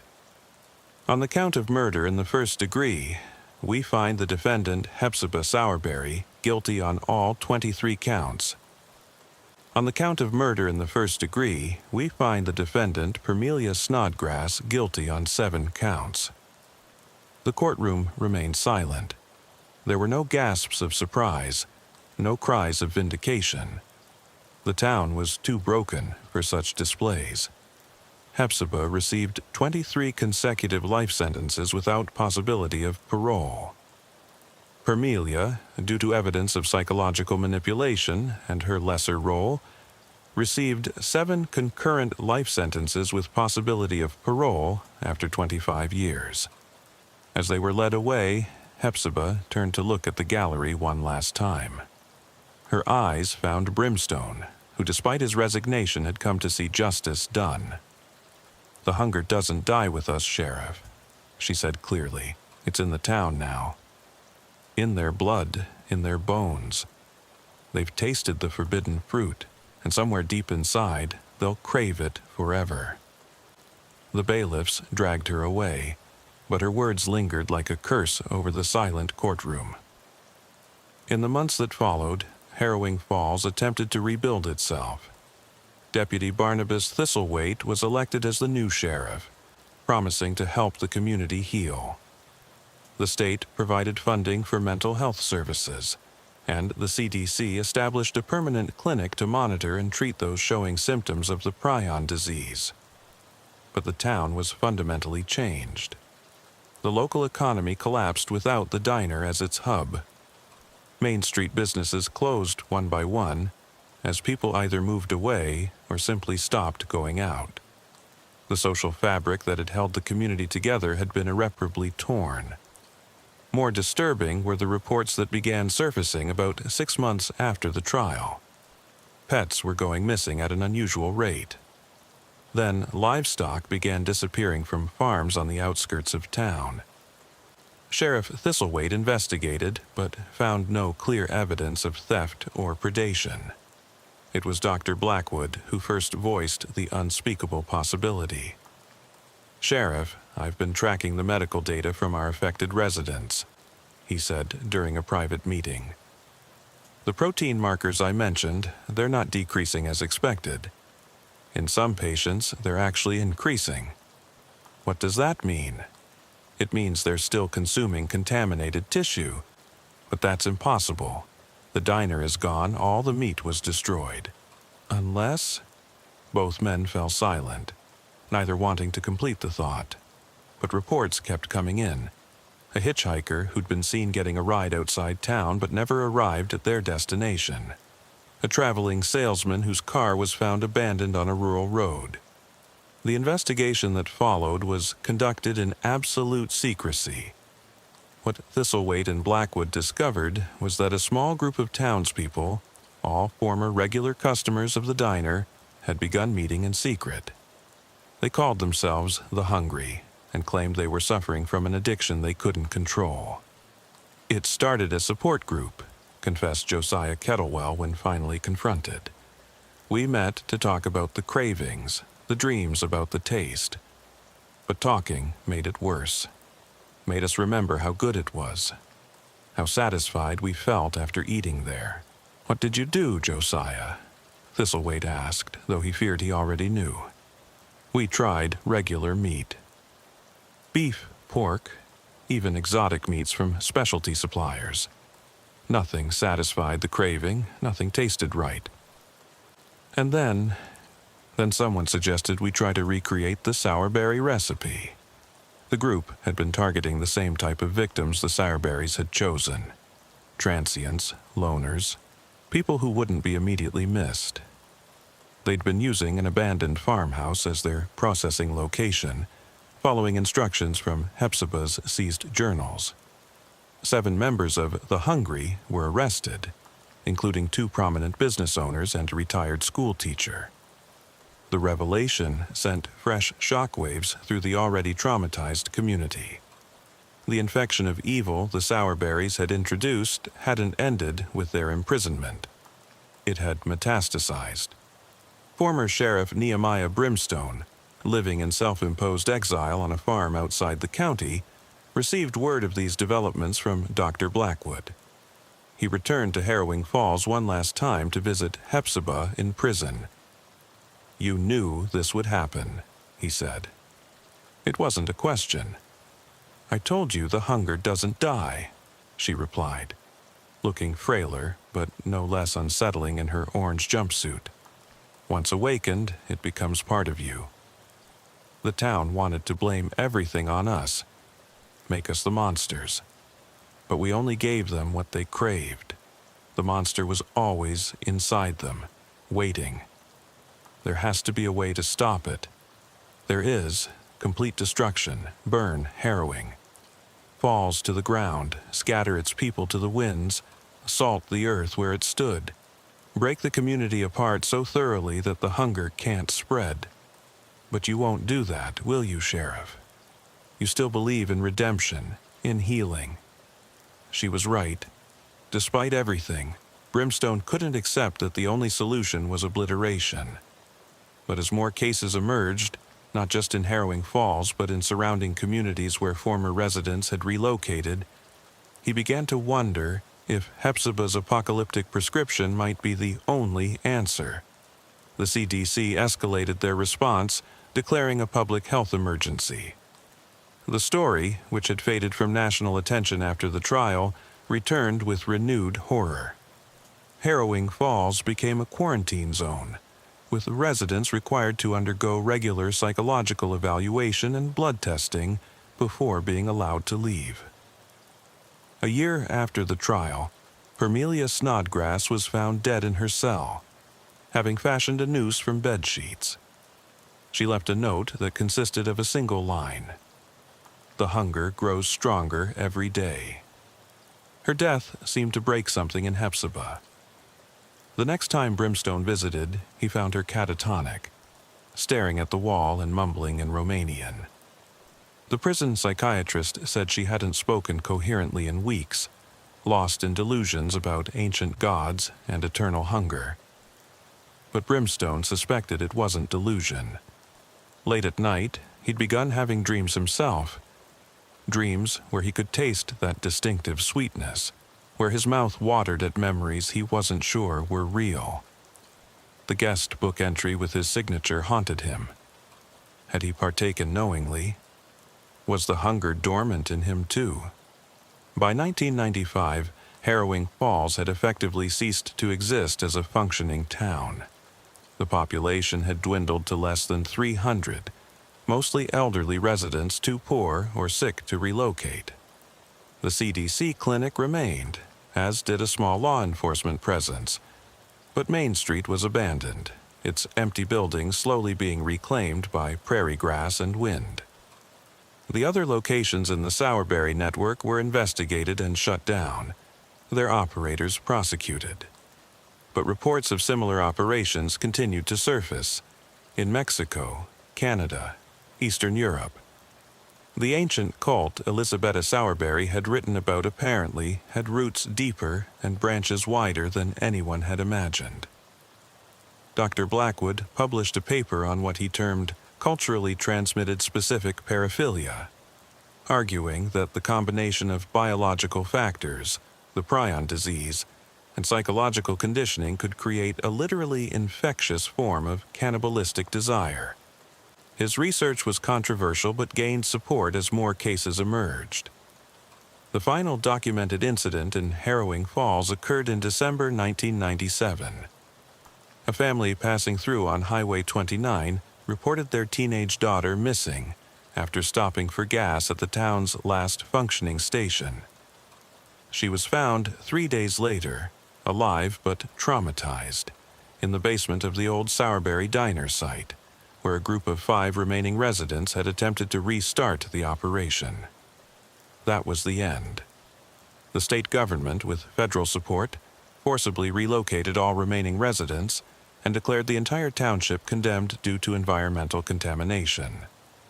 The buildings were demolished, the basements filled with concrete, the land designated as permanently uninhabitable. But the story didn't end there. Reports continue to surface, scattered across the Midwest, of restaurants with special meat dishes that draw devoted customers, of missing persons near highway diners, of small towns with unusual prosperity and peace, built on foundations no one wants to examine too closely. Sheriff Nehemiah Brimstone died in 2003, alone on his farm, His final journal entry, found by the estate executor, read, "I dream of it every night now. The taste, the satisfaction. I tell myself it's just suggestion, just psychological contamination from the case. But I know the truth. I was at that dinner 18 years ago. I knew what I was eating. The medication didn't make me forget.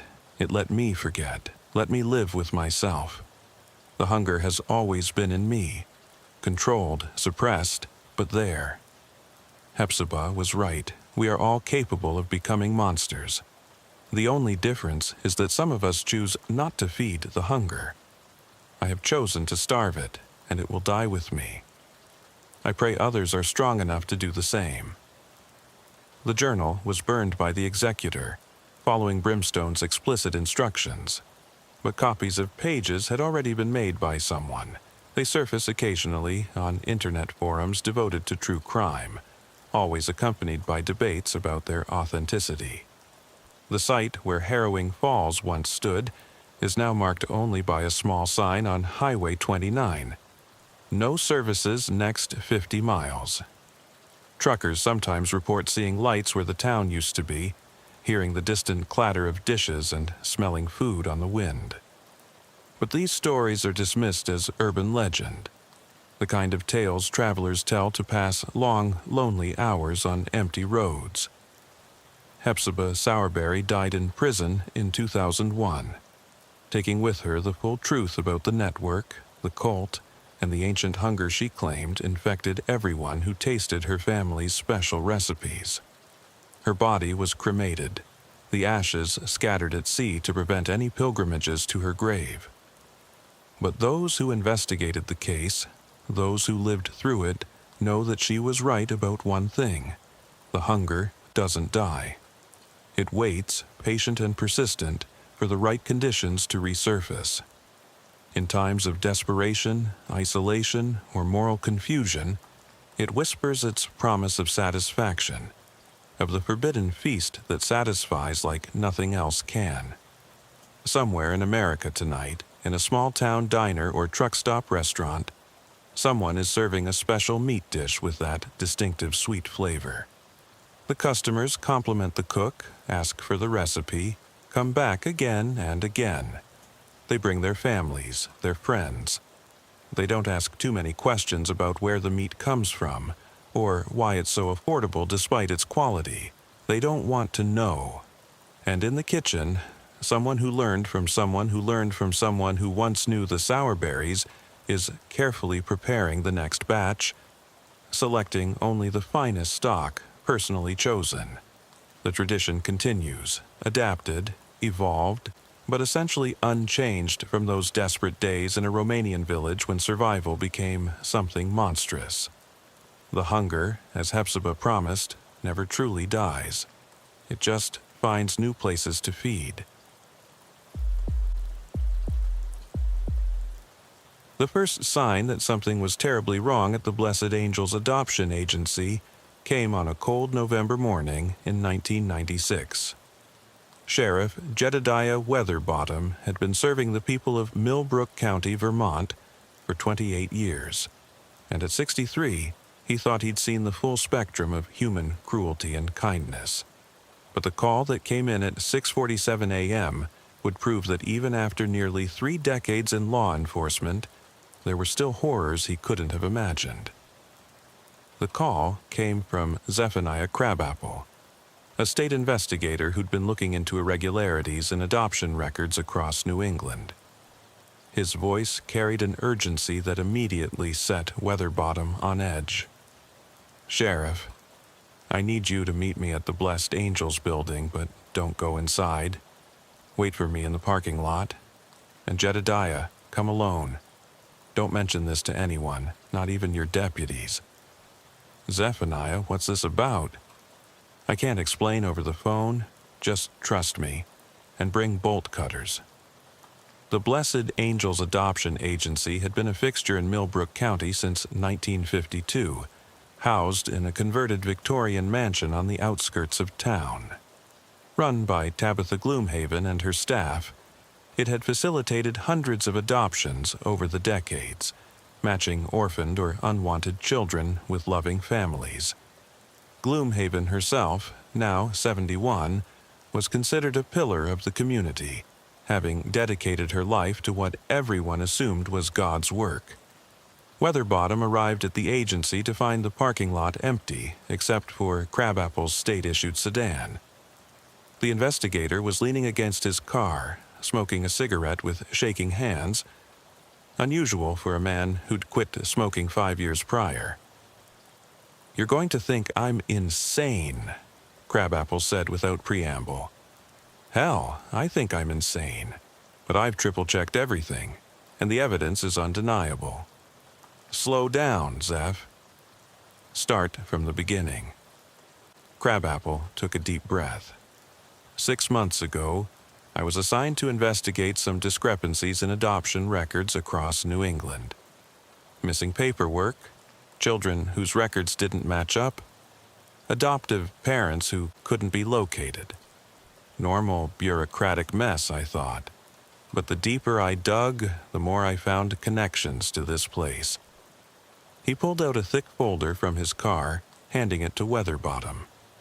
Inside were photocopies of adoption certificates, birth records, and death certificates, all bearing the Blessed Angel's letterhead. "Look at the dates," Crabapple said. "Look at the names." Weatherbottom studied the documents, his frown deepening. Some of these death certificates are dated after the adoption papers. Exactly. According to these records, Blessed Angels arranged adoptions for 17 children who were already dead. But that's not the worst part. Crabapple led him to a section of the building's exterior where a basement window had been painted over. Using the bolt cutters, he removed a padlock from a metal grate that looked newer than the building's Victorian architecture would suggest. "I was here last night," Crabapple admitted. "Unofficial reconnaissance. What I found, Sheriff, there are children down there. Living children, but also..." He trailed off, unable to finish. Weatherbottom felt his blood run cold. "We need backup. State Police, FBI..." "No," Crabapple interrupted. "Not yet. There are people involved in this, powerful people. If word gets out before we know the full scope, evidence will disappear, children will vanish. We need to document everything first." Against his better judgment, Weatherbottom followed Crabapple through the window into the basement. The smell hit them immediately. Disinfectant trying to mask something organic and wrong. The basement was larger than expected, extending well beyond the building's foundation. Emergency lighting cast sickly green shadows on concrete walls. They moved through a narrow corridor that opened into a larger space, and Weatherbottom had to suppress a gasp. The room contained 12 small cells, each no bigger than a walk-in closet, secured with heavy locks. Through the small windows in each door, he could see children, some sleeping on thin mattresses, others sitting in corners, ages ranging from perhaps 5 to 15. "My God," Weatherbottom whispered. "This is just the holding area," Crabapple said grimly. "There's more." They documented everything with Crabapple's camera, the cells, the children, the meticulous records kept in filing cabinets along one wall.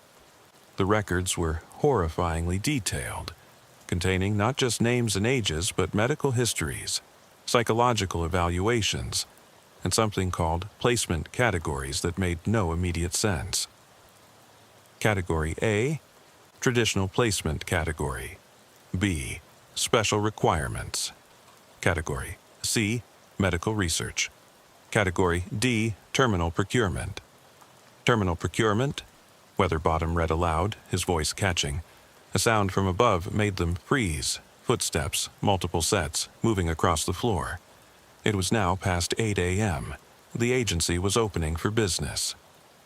"We need to get these children out," Weatherbottom said. "We can't."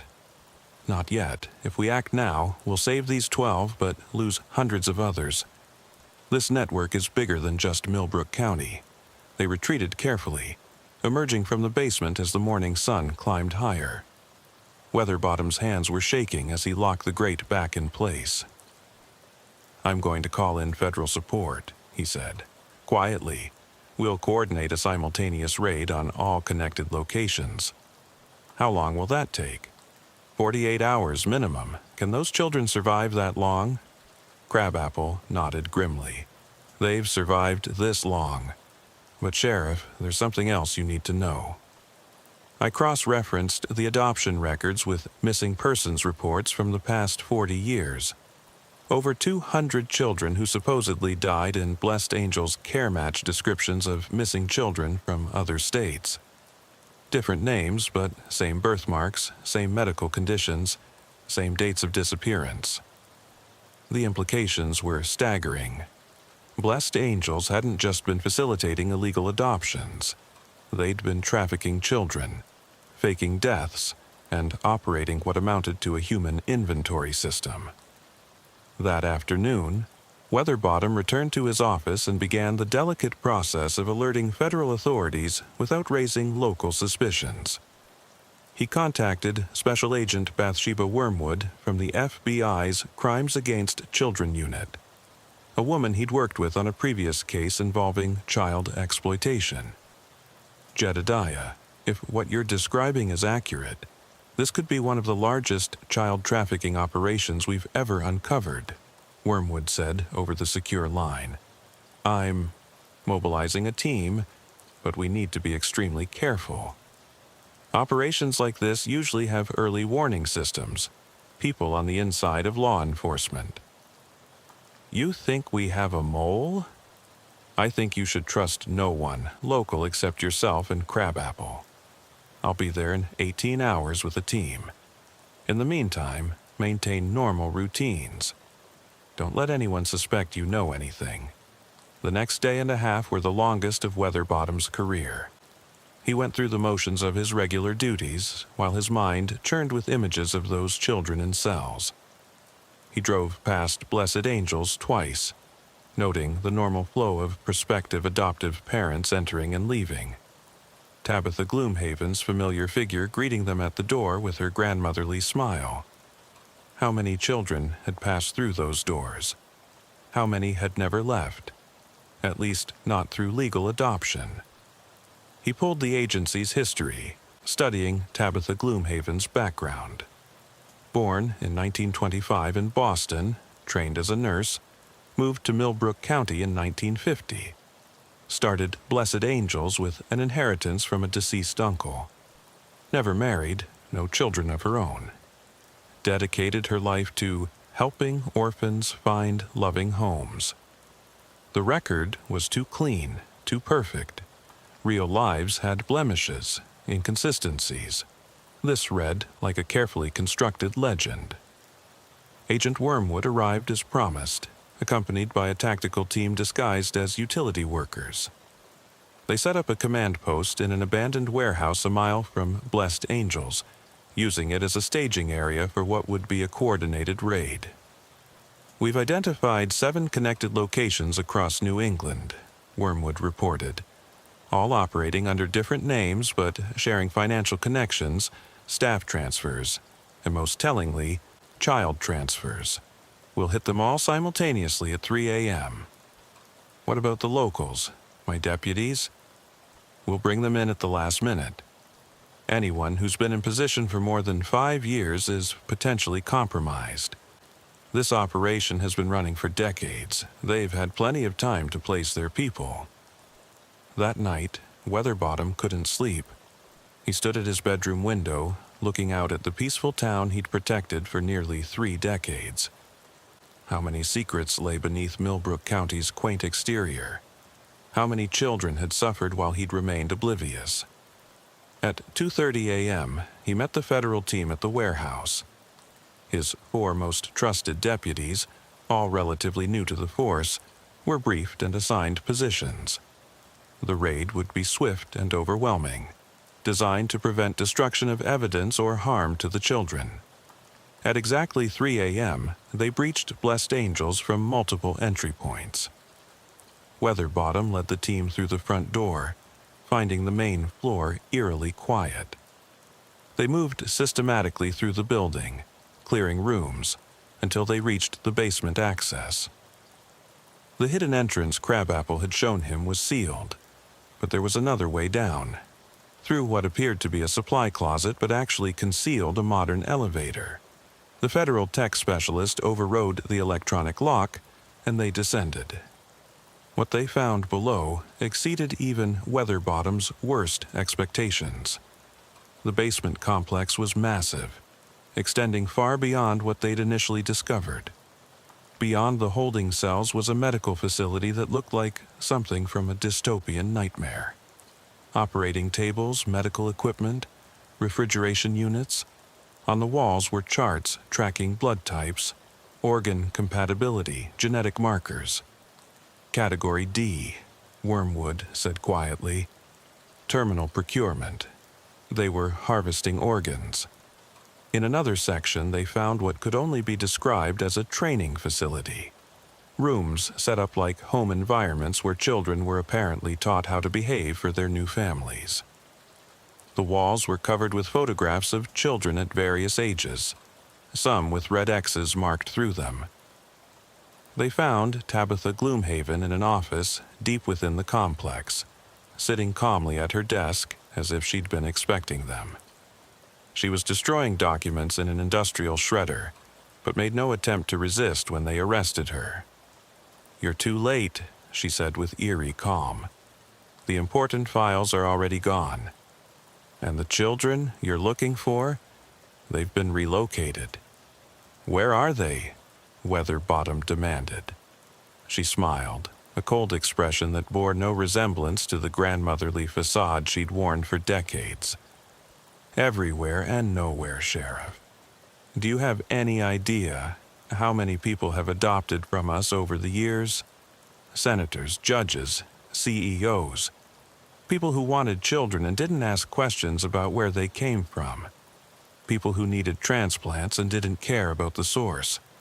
You're not uncovering a crime. You're dismantling an institution."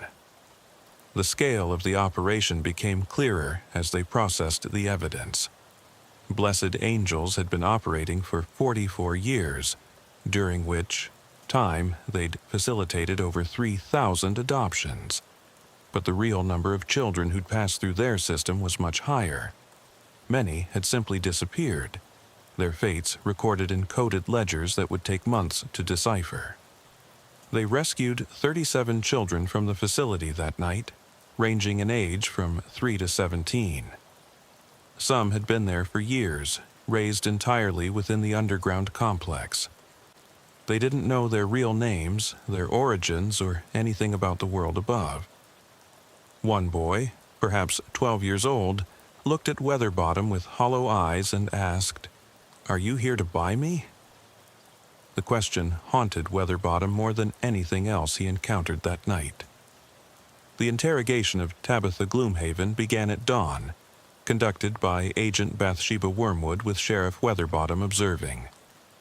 The woman who had fooled an entire community for decades sat across from them in the federal facility's interview room, her demeanor unnervingly composed. She'd waived her right to an attorney, claiming she had nothing to hide. "Let's start with the basics," Wormwood began. "Your real name isn't Tabitha Gloomhaven, is it?" The elderly woman smiled slightly. "Names are just labels, Agent Wormwood. I've had many over the years. The woman you know as Tabitha Gloomhaven has existed since 1952. Isn't that real enough? We've found no birth records for anyone by that name before 1950. Your nursing credentials are forged. Your inheritance story is fabricated. Who are you, really?" "I am someone who saw an opportunity to provide a service," Gloomhaven replied. "After the war, there were so many displaced children, so many families desperate for babies they couldn't have naturally. Traditional adoption was slow, bureaucratic, weighted down by moral judgments about who deserved to be parents. I simply streamlined the process. You trafficked children. Weatherbottom interjected, unable to contain himself. You sold them like commodities. I matched children with families who wanted them, she corrected. Yes, money changed hands. Quality care requires funding. The facilities you discovered didn't build themselves. The medical facility, Wormwood said, sliding photographs across the table. The organ harvesting. Explain that. For the first time, Gloomhaven's composure flickered. That was never supposed to be the primary operation. It was a necessity that arose from circumstances. What circumstances? She sighed, suddenly looking every one of her 71 years. Not every child who came to us was adoptable. Some were too damaged, physically or mentally. Others were too old.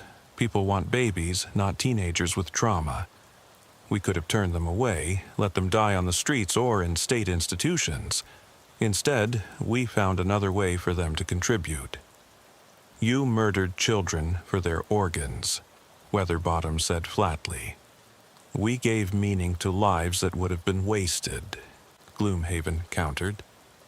Do you know how many prominent citizens are alive today because of organs that came through our facility? A Supreme Court justice received a kidney in 1973. A Nobel Prize-winning scientist got a heart in 1981. The daughter of a president received bone marrow in 1988. These children, who had no future, became part of something greater. The casual way she discussed murdering children made Weatherbottom physically ill, but Wormwood pressed on, professionally detached. The coded ledgers. Category A through D. Walk us through the system. Category A was straightforward adoption. Healthy infants and toddlers. Clean backgrounds. No complications. They went to vetted families who could afford our premium services. How much? $50,000 in the early years.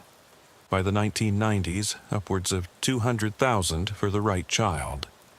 Category B, special requirements. Older children, those with minor disabilities or behavioral issues. Also, children specifically selected for certain clients. Some people had very particular preferences. Specific ethnicities, physical features, temperaments. We would acquire children to match. Acquire? Through various means.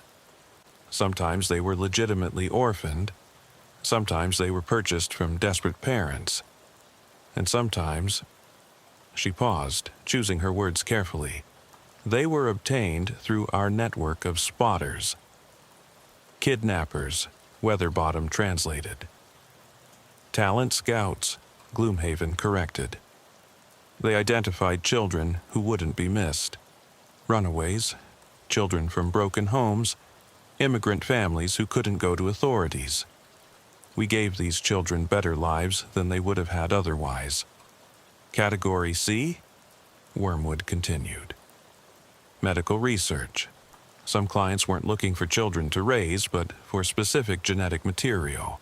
Rare blood types, unique genetic conditions, compatible DNA for experimental treatments.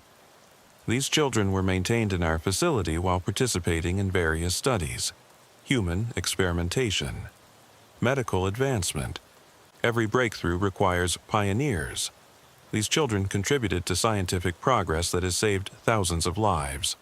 And Category D, we already know. Terminal procurement. Organ harvesting. Only when necessary, Gloomhaven insisted. Only when a child was beyond hope of placement and a critical need arose. We never wasted anything. The investigation expanded rapidly as federal agents processed the evidence seized from Blessed Angels. The facility's computers contained encrypted databases with thousands of entries dating back decades. Financial records revealed a complex web of shell companies, offshore accounts, and legitimate businesses used to launder money. More disturbing were the client lists. Wormwood's team identified over 2,000 families who had adopted through Blessed Angels. many of them prominent members of society. Judges, politicians, business leaders, celebrities, people with the means to bypass traditional adoption channels and the influence to avoid scrutiny. We're going to have to investigate every one of these adoptions, Wormwood told Weatherbottom. Some may be legitimate, or at least the adoptive parents may have believed they were. But others, they had to know something was wrong. You don't pay $200,000 for a baby without asking questions. The rescued children were placed in protective custody while authorities tried to determine their real identities. It was a heartbreaking process. Some had been in the facility so long they didn't remember their original names or families. Others had been told their parents were dead, sold them, or abandoned them. One girl, about 15, told investigators she'd been at Blessed Angels since she was 3. Her name, according to the facility's records, was Subject B, 47. She didn't know her real name, her birthday, or where she'd come from. All she knew was the routine of the facility, the daily medical checks, the preparation lessons for potential adoption, the constant fear of being moved to Category D. They told us Category D meant we were going to a special family, she said in a flat, emotionless voice. But the children who went to Category D never came back. We knew what it really meant. 3 days into the investigation, Zephaniah Crabapple made a connection that changed everything. He'd been analyzing the spotters network, trying to identify how children were targeted and acquired, when he noticed a pattern in the dates. "Sheriff, look at this," he said, spreading out a timeline on the conference table. Major acquisitions, meaning kidnappings, always happened during specific events. County fairs, religious revivals, large public gatherings where crowds would make it easy for a child to disappear. So they were opportunistic. No, that's what I thought at first. But look closer. These events were sponsored by businesses connected to Blessed Angels' financial network. They weren't taking advantage of existing events. They were creating them. The implications were staggering. Blessed Angels hadn't just been trafficking children. They'd been orchestrating elaborate schemes to harvest them. The annual Millbrook County Fair, beloved by locals for 50 years, had been founded by a company that traced back to Gloomhaven's operation. The summer camp that served underprivileged youth, funded by the same network. The free medical clinics that served immigrant communities, data collection fronts to identify vulnerable children. They've been farming our community, Weatherbottom said, the full horror dawning on him. Every charity, every good deed, it was all designed to identify and acquire children. Agent Wormwood's team had been working on decrypting the most heavily protected files on the seized computers. What they found added another layer to the nightmare. The operation extended far beyond New England. There were connection points in 12 states, 3 Canadian provinces, and several Central American countries. Blessed Angels was just one node in a vast network that had been operating since the end of World War II. The files contained correspondence between Gloomhaven and other node operators, discussing transfers, comparing inventory, coordinating acquisitions. The language was corporate, clinical, discussing children as products with specific market values. One exchange from 1983 was particularly chilling. "We have surplus inventory in the 6 to 8 year range. Predominantly Caucasian, good health status. Market saturation in our region. Can you absorb? Can take up to 12 units. Preference for blue eyes, blonde hair. Premium pricing for those specifications. We'll select accordingly. Standard transfer protocol. Expect delivery within 2 weeks." Sheriff Weatherbottom had to leave the room after reading that. These were children they were discussing, not merchandise. The dehumanization was complete, systematic, and had been normalized over decades of operation. The investigation took an unexpected turn when one of the encrypted files revealed a list of what appeared to be code names: shepherd, gardener, collector, physician. Next to each code name were dates and dollar amounts, payments presumably to key figures in the network. Wormwood's team cross-referenced these payments with financial records and made a shocking discovery. Shepherd corresponded to payments made to a prominent Vermont senator who had served on the state's Child Welfare Committee for 20 years. Gardner was linked to the director of the largest orphanage in Massachusetts. Collector traced to a family court judge in New Hampshire. They had people everywhere, Wormwood explained to a horrified Weatherbottom. Inside the system, protecting the operation, feeding it. Every time someone got close to discovering the truth, these insiders would redirect the investigation or make evidence disappear. The physician designation led to perhaps the most disturbing discovery. Dr. Malachi Ironwood, chief of pediatrics at Boston Children's Hospital and a nationally respected figure in child welfare, had been receiving payments from the network for 30 years. His role, according to the documents, was to provide medical cover for the operation, falsifying death certificates, altering medical records, and most horrifically, performing the organ harvesting procedures. When federal agents arrived at his mansion in Brookline, they found he had committed suicide, leaving behind a confession that detailed his involvement. He described how it had started small, just helping to provide medical care for children in the adoption network. But gradually, he'd been drawn deeper. First, covering up irregularities, then actively participating in the trafficking, and finally performing transplant surgeries using organs from Category D children. I told myself I was saving lives, his confession read.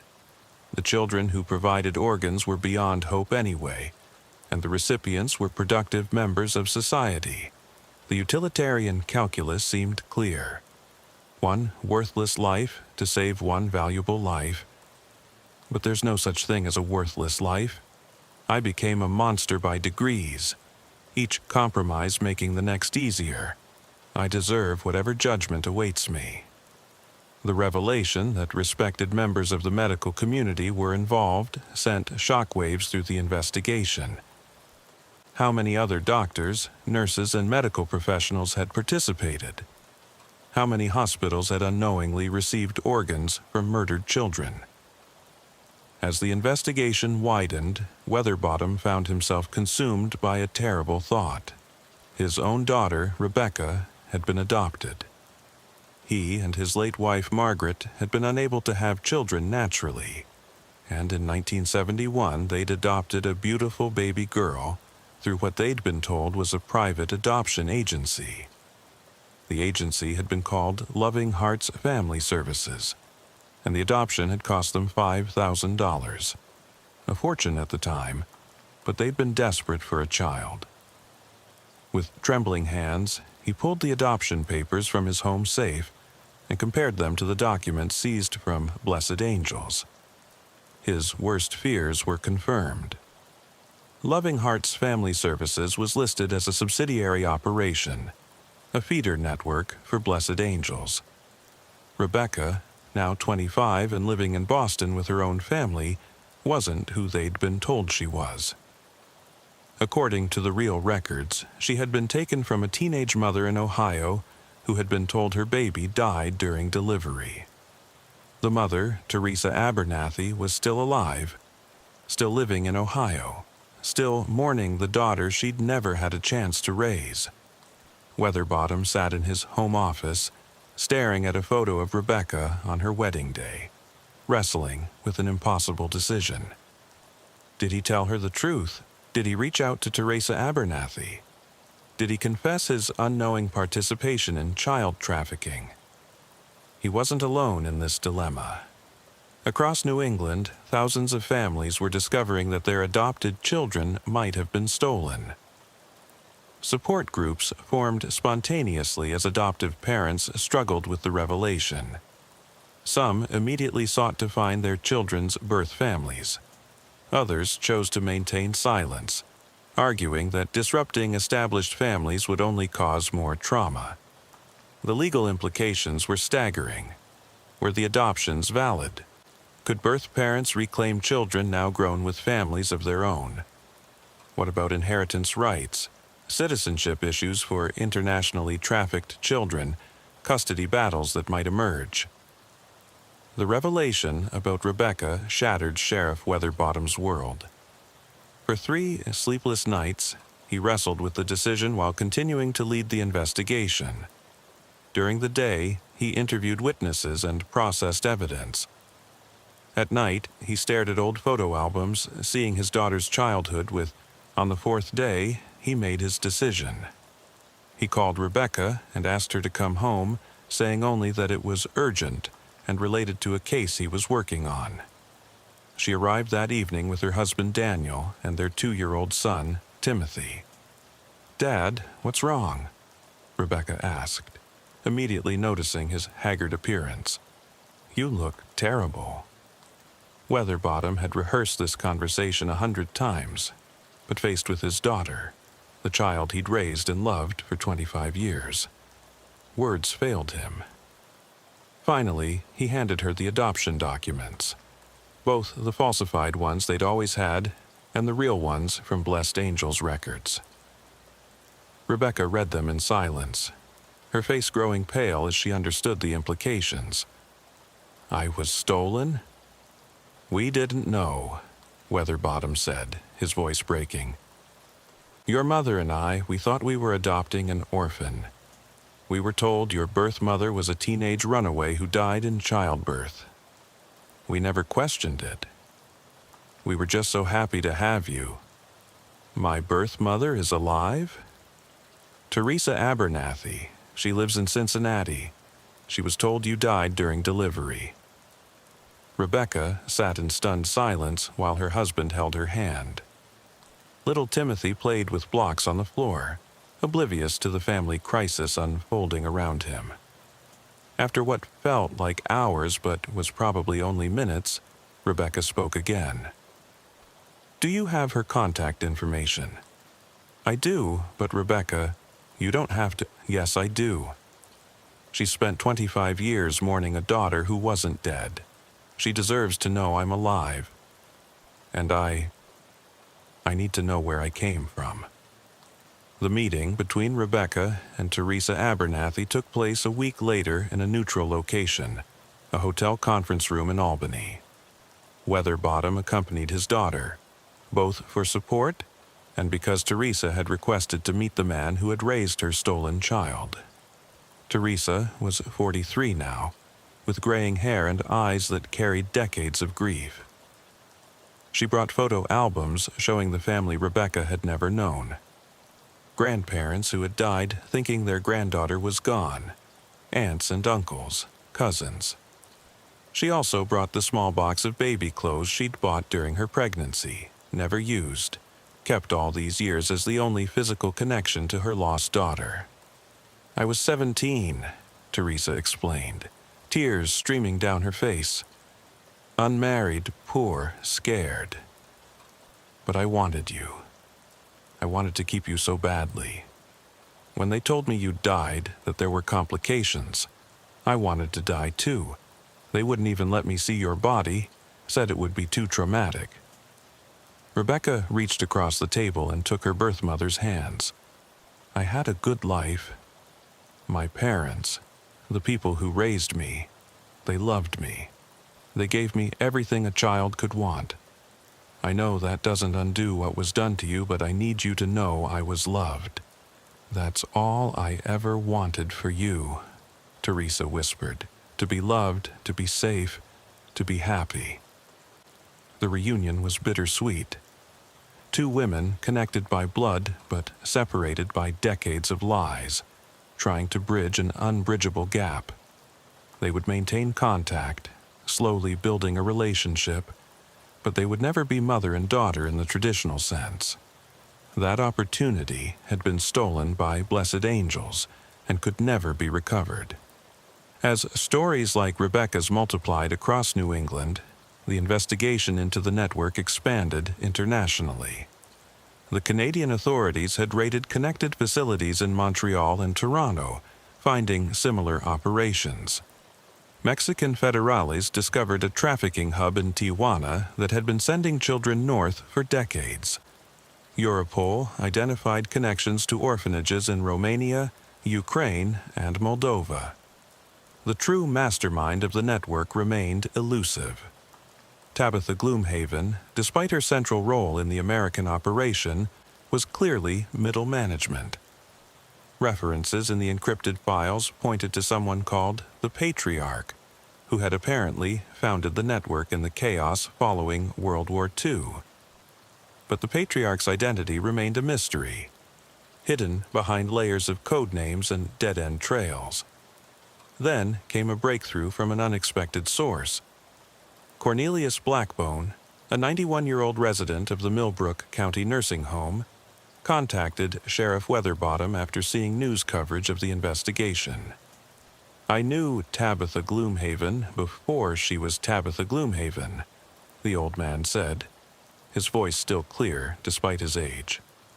"During the war, I was stationed in Germany with the occupation forces. There was a woman there, worked with the displaced persons camps. She went by Sister Margaret, said she was a nun helping reunite families. But I saw her once without her habit. She had a distinctive birthmark on her neck, shaped like a crescent moon. Same mark Tabitha Gloomhaven has." "You're saying Gloomhaven was in Germany in 1945? Not just in Germany.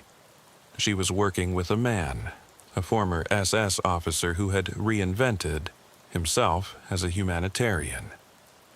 Klaus Richter, he called himself, though I doubt that was his real name. They were supposedly helping orphaned children find new homes in America. But there were rumors. What kind of rumors? That they were selling children, taking kids from displaced persons camps, telling families they'd died or been relocated, then shipping them to America for adoption. Made a fortune, from what I heard. After the war ended, they both disappeared. Then, in 1952, Tabitha Gloomhaven shows up in Vermont with money to start an adoption agency. This information sent the investigation in a new direction. If Gloomhaven had been involved in post-war trafficking, it explained the sophisticated nature of the operation and its international connections. It also suggested that the Patriarch might be Klaus Richter, or whatever his real name was. Federal investigators descended on the nursing home to interview Blackbone in detail. His memory, though foggy on some details, provided enough information to begin tracing the post-war trafficking network. Records from the International Tracing Service, set up after World War II to reunite families, showed discrepancies that matched Blackbone's account. Hundreds of children listed as dead or missing from DP camps had paperwork trails that ended abruptly, often with notations made by Sister Margaret. Meanwhile, the investigation at Blessed Angels continued to reveal new horrors. A sealed section of the basement, hidden behind what appeared to be a concrete wall, was discovered when ground-penetrating radar revealed hollow spaces beyond. When the wall was breached, investigators found something that exceeded even their worst expectations.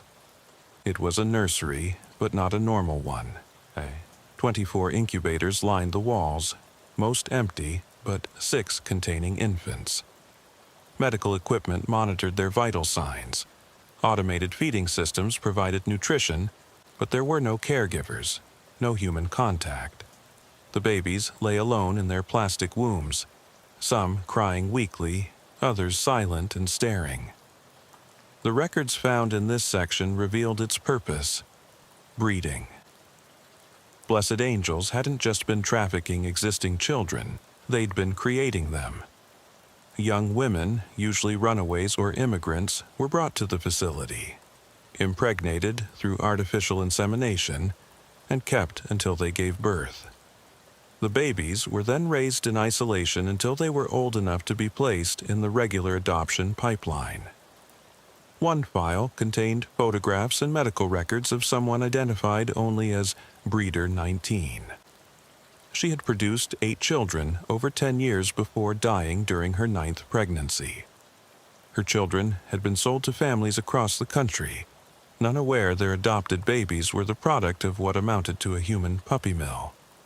Agent Wormwood's team tracked down 3 women who had escaped from this breeding program. Their testimonies were harrowing. They described being held prisoner, forcibly impregnated, and having their babies taken immediately after birth. They were told if they ever spoke about their experiences, they would be killed, and most believed it.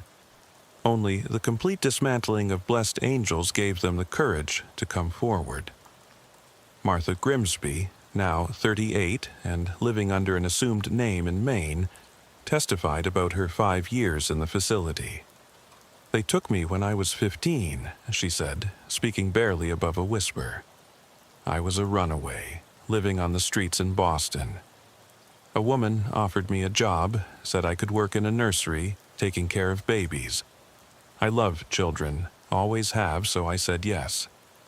But there was no job, they locked me in a room, and they made me have babies.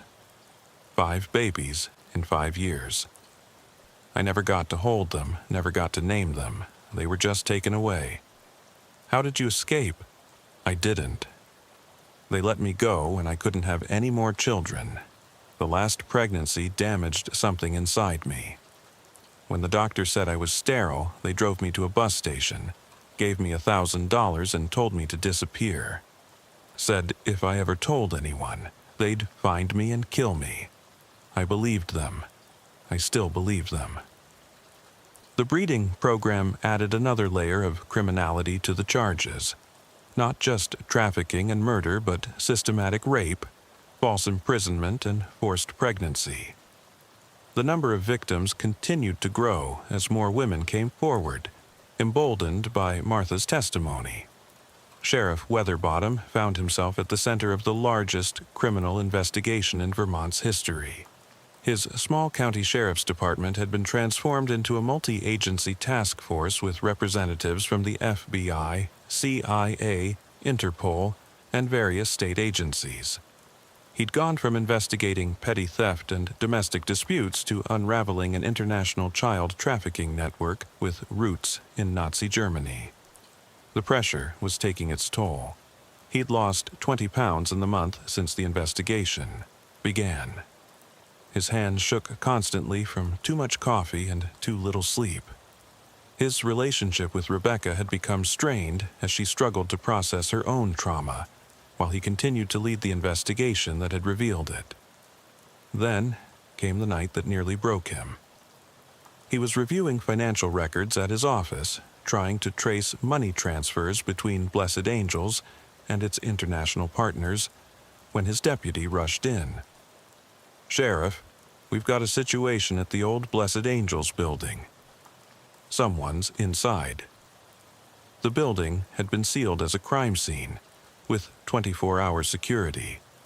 But the guards had reported seeing lights moving through the upper floors, areas that had been cleared and should have been empty. Weatherbottom arrived to find the building surrounded by federal agents and local police. The security guards reported that at least 3 people had entered through a concealed entrance they hadn't known existed, a tunnel that connected to the storm sewer system. "They're destroying evidence," Agent Wormwood said. "We must have missed something important, and they've come back for it." The tactical team entered the building, with Weatherbottom following despite Wormwood's protests. They moved through the familiar halls, now stripped of their facade of normalcy, revealing the industrial horror beneath. The sounds of destruction echoed from above. Crashes, breaking glass, the hiss of accelerants. They found them on the 3rd floor, in what had been Tabitha Gloomhaven's private office. 3 figures in black, faces covered, were feeding documents into barrels of burning chemicals. The smoke was toxic, forcing the tactical team to retreat and call for hazmat units. By the time the fire was suppressed and the smoke cleared, the three intruders had vanished, presumably through the same tunnel system they'd used to enter. But they'd left something behind. In their haste to destroy documents, one folder had fallen behind a filing cabinet. The folder contained something investigators had been searching for since the beginning: the real identity of the patriarch.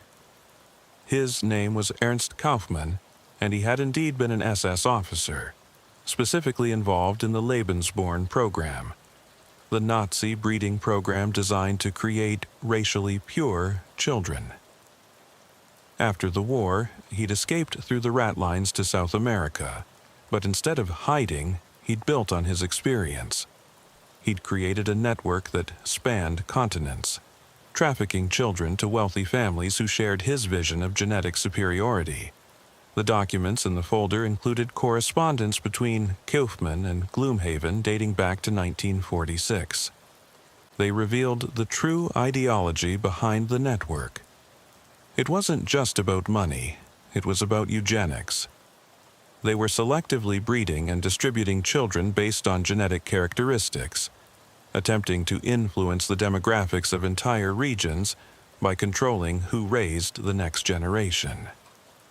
"We are gardeners of humanity," Kaufmann had written in one letter. "By placing superior genetic stock with influential families and removing inferior stock from the breeding pool, we shape the future of the species." The Reich fell, but the mission continues through quieter means. The revelation that Blessed Angels was connected to Nazi ideology sent shockwaves through the investigation. Every adoption now had to be reviewed not just for trafficking, but for potential eugenic selection. Had certain children been targeted for elimination while others were preferentially placed based on their genetic characteristics?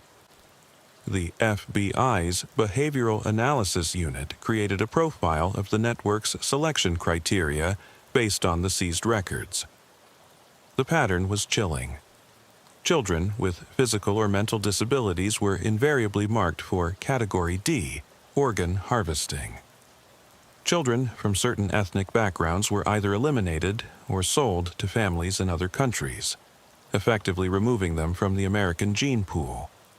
Meanwhile, children who met specific physical and intellectual criteria were placed with wealthy, influential families, ensuring they would have advantages in life and be more likely to reproduce successfully. It was a long-term genetic engineering project disguised as an adoption agency, and it had been operating for over 70 years. The hunt for Ernst Kaufmann consumed the next 3 months of Sheriff Weatherbottom's life. The 94-year-old former SS officer, if still alive, had managed to evade justice for over 50 years, while running one of the most extensive child trafficking networks in history. Intelligence agencies across the world joined the search, following paper trails through Switzerland, Argentina, Paraguay, and South Africa. Meanwhile, the full scope of the Blessed Angels operation continued to unfold. The final count was staggering. Over the course of 44 years, the network had trafficked approximately 8,000 children across North America alone. Of these, records indicated that at least 600 had been terminated for organ harvesting. Another 1,000 had been subjected to medical experimentation. The breeding program had produced over 300 babies, scattered to families across the continent. The legal aftermath was equally complex. Thousands of adoptive families were thrown into crisis as they grappled with the possibility that their children had been stolen. DNA databases were established to match trafficked children with birth families, but many resisted testing, afraid of what they might discover. Support groups formed in every major city, bringing together adoptive parents, adoptees, and birth families trying to navigate the emotional minefield. Sheriff Weatherbottom attended one such meeting in Burlington, hoping to better understand what the victims were experiencing. The stories he heard there would haunt him forever. "I adopted my son Marcus in 1978, said Eleanor Thistledown, a retired teacher. paid $30,000 to Blessed Angels, which was our entire savings. They told us his mother was a drug addict who'd died of an overdose. Last month, we found out she was actually a college student from Guatemala whose baby was stolen from a hospital nursery.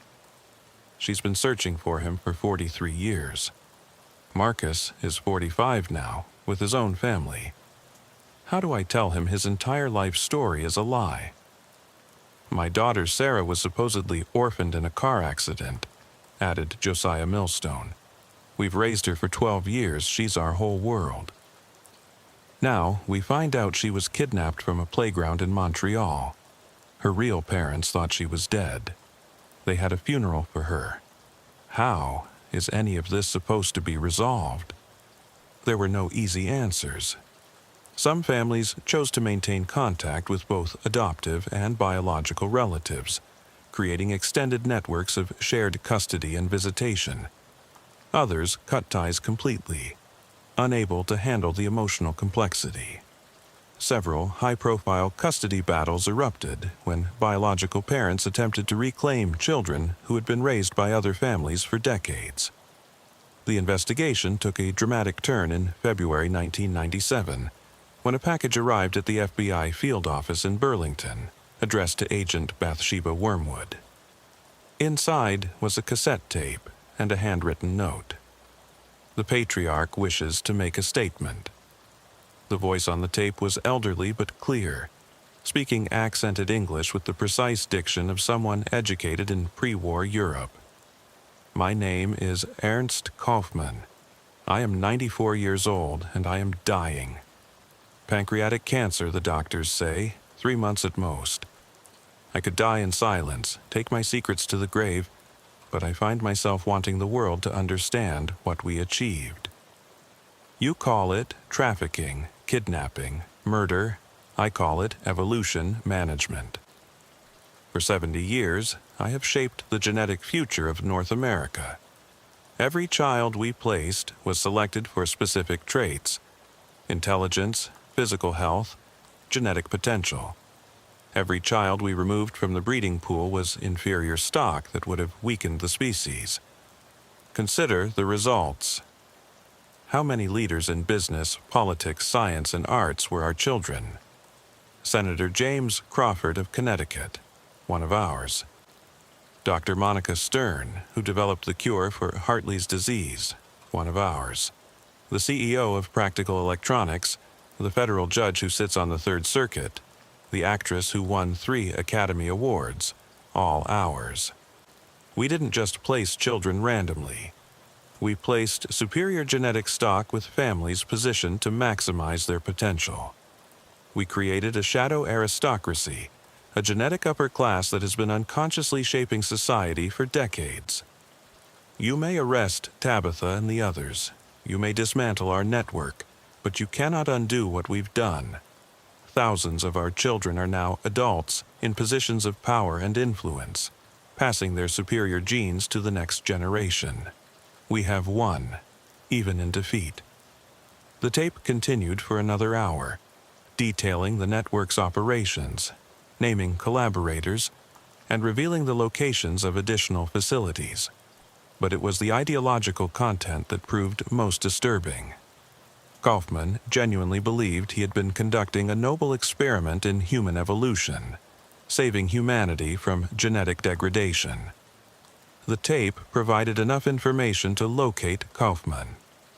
He was living in a fortified compound in the mountains of Chile, protected by private security, and apparently by Chilean intelligence officials he'd been bribing for decades.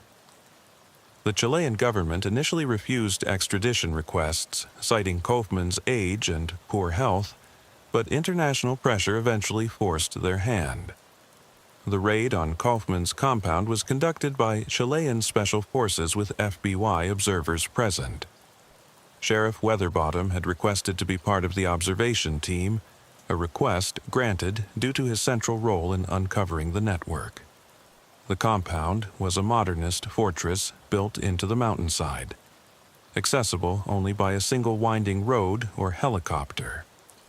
As the special forces moved in, Weatherbottom watched through binoculars from a position on the opposite ridge. The assault was swift and professional, but when they breached the main building, they found it empty except for staff. Kaufman had vanished. A search of the compound revealed an extensive underground complex, larger even than the one beneath Blessed Angels. It contained living quarters, medical facilities, and, most disturbingly, a fully equipped nursery with 12 infants.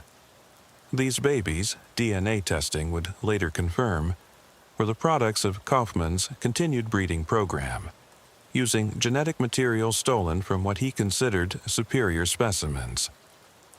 In Kaufman's personal study, investigators found thousands of files detailing genetic profiles, breeding recommendations, and placement strategies dating back to 1946. The scope of his eugenics project was breathtaking. He had been attempting to create what he called evolutionary pressure points, concentrations of superior genetics in positions of social influence that would gradually transform the human species. One file, marked Project Tomorrow, outlined a 100-year plan for genetic manipulation of the American population. By selectively breeding and placing children, Kaufman believed he could increase the average IQ by 20 points, eliminate genetic diseases, and create a master class that would naturally rise to leadership positions. The science was a mixture of genuine genetic knowledge and pseudoscientific racism.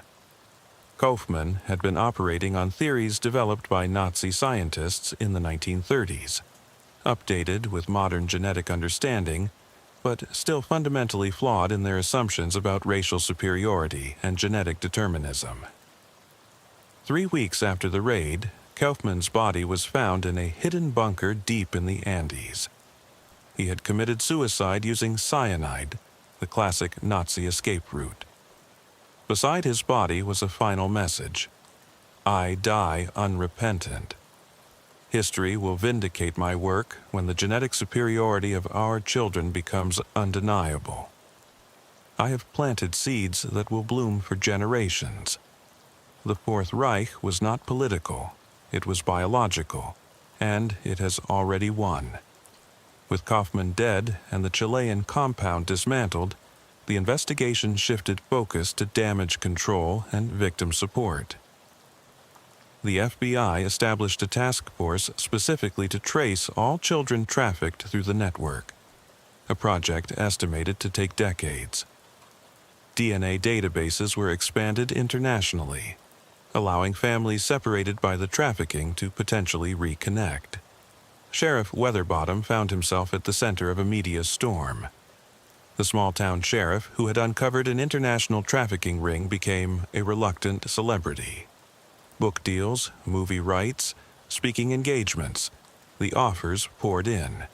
He refused them all, focusing instead on helping the victims in his own community.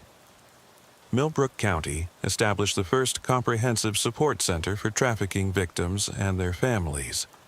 It offered counseling, legal assistance, and mediation services for families navigating the complex aftermath of the revelations.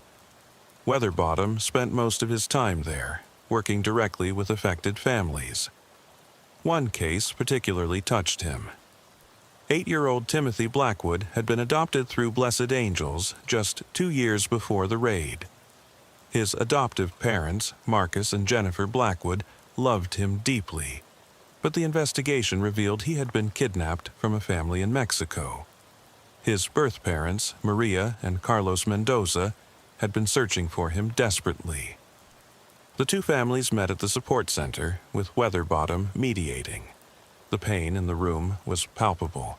Two sets of parents who loved the same child, torn between justice and trauma.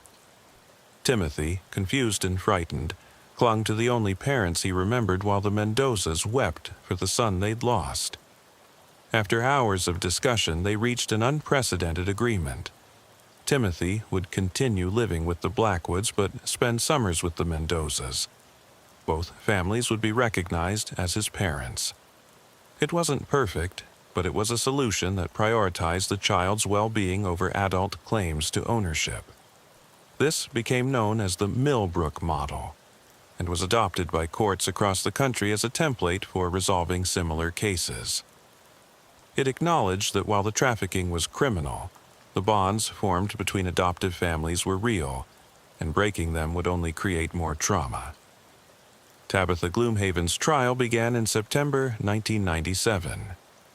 She had been charged with 623 counts of murder, over 3,000 counts of kidnapping, and numerous charges related to human trafficking, organ harvesting, and crimes against humanity. It was the most extensive criminal indictment in American legal history. The trial lasted 8 months. Prosecutors presented thousands of documents, hundreds of witnesses, and evidence that filled an entire warehouse. The defense's strategy was to claim diminished capacity, arguing that Gloomhaven had been brainwashed by Kaufman and was herself a victim of Nazi indoctrination. Gloomhaven took the stand in her own defense, maintaining her eerily calm demeanor throughout days of testimony. "I believed we were doing good," she said, her voice steady. "Ernst convinced me that we were improving humanity, that the children we placed would grow up to be leaders and innovators. The ones we terminated. He said they were mercy killings, preventing lives of suffering and degeneracy." "You killed 600 children," the prosecutor stated flatly. "I facilitated the transfer of genetic material from non-viable specimens to productive members of society," she replied, still using the clinical language of the network. "Every organ we harvested saved a life worth living." Worth living according to whom? According to objective measures of human value: intelligence, health, genetic potential, social contribution. You're describing Nazi eugenics. I'm describing rational selection. Nature does it through evolution. We simply accelerated the process. Her testimony revealed the depth of her indoctrination. Even facing life in prison, she couldn't break free from the ideology Kaufman had instilled in her. She spoke of the murdered children as necessary sacrifices, the trafficking as distribution of resources, the breeding program as quality control. The jury deliberated for less than 2 hours, guilty on all counts. Gloomhaven was sentenced to 623 consecutive life sentences, ensuring she would die in prison. As she was led away, she turned to the gallery where many of her victims' families sat. "In 50 years, when the children we placed have transformed society, you'll understand," she said. "We were gardeners, not monsters." The investigation continued to ripple outward. Dozens of doctors, lawyers, social workers, and government officials were arrested for their roles in facilitating the network. Some had been willing collaborators. Others had been blackmailed or bribed into cooperation. The trials would continue for years. Dr. Bartholomew Ashford, who had performed many of the organ harvesting procedures, was convicted of murder and sentenced to death. Later commuted to life imprisonment. Judge Theodore Blackstone, who had rubber-stamped fraudulent adoption papers for 20 years, received 40 years in prison. Social worker Prudence Nightingale, who had identified vulnerable children for the network to target, got 30 years. But for every person convicted, investigators suspected 10 more had escaped justice. The network had been too vast, operated for too long, had too many connections in high places. Files had been destroyed, witnesses had disappeared, and some collaborators were simply too powerful to prosecute. The most controversial aspect of the aftermath was what to do about Kaufman's children, the thousands of adults who had been selectively placed according to his eugenic theories. Many had indeed achieved remarkable success, just as Kaufman had predicted. But was this due to superior genetics, or simply because they'd been placed with wealthy, educated families who provided advantages? Dr. Patricia Worthington, a geneticist at Harvard, and it was discovered one of Kaufman's children herself, conducted a study comparing the genetic profiles of network children with their achievements. Her findings, published in the Journal of Human Genetics, were shocking. "There is no evidence of genetic superiority among the trafficked children," she wrote.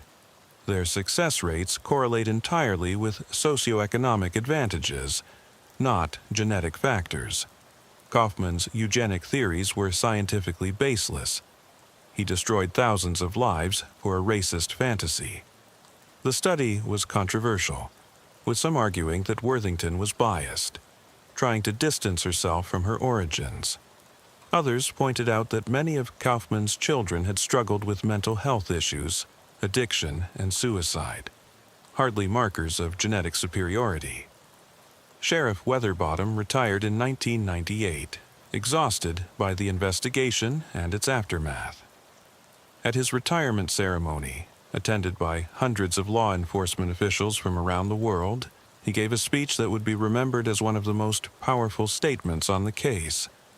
"We uncovered a great evil, but in doing so we also revealed a great failure, our failure as a society, to protect the most vulnerable among us." This network operated for 70 years, not because they were brilliant, but because we weren't watching. We trusted too easily, questioned too little, and ignored signs that should have alarmed us. Every child who was trafficked, murdered, or experimented upon was failed by systems that should have protected them. Law enforcement, social services, medical professionals, government officials, we all share responsibility for allowing this to continue for so long. The victims of this network deserve more than justice. They deserve a promise that we will never again turn away from children in danger, that we will question unusual adoptions, investigate missing children thoroughly, and create systems that can't be corrupted by money or influence. But most importantly, we must reject absolutely the ideology that made this possible, the belief that some lives are worth more than others. Every child who died in that facility was precious.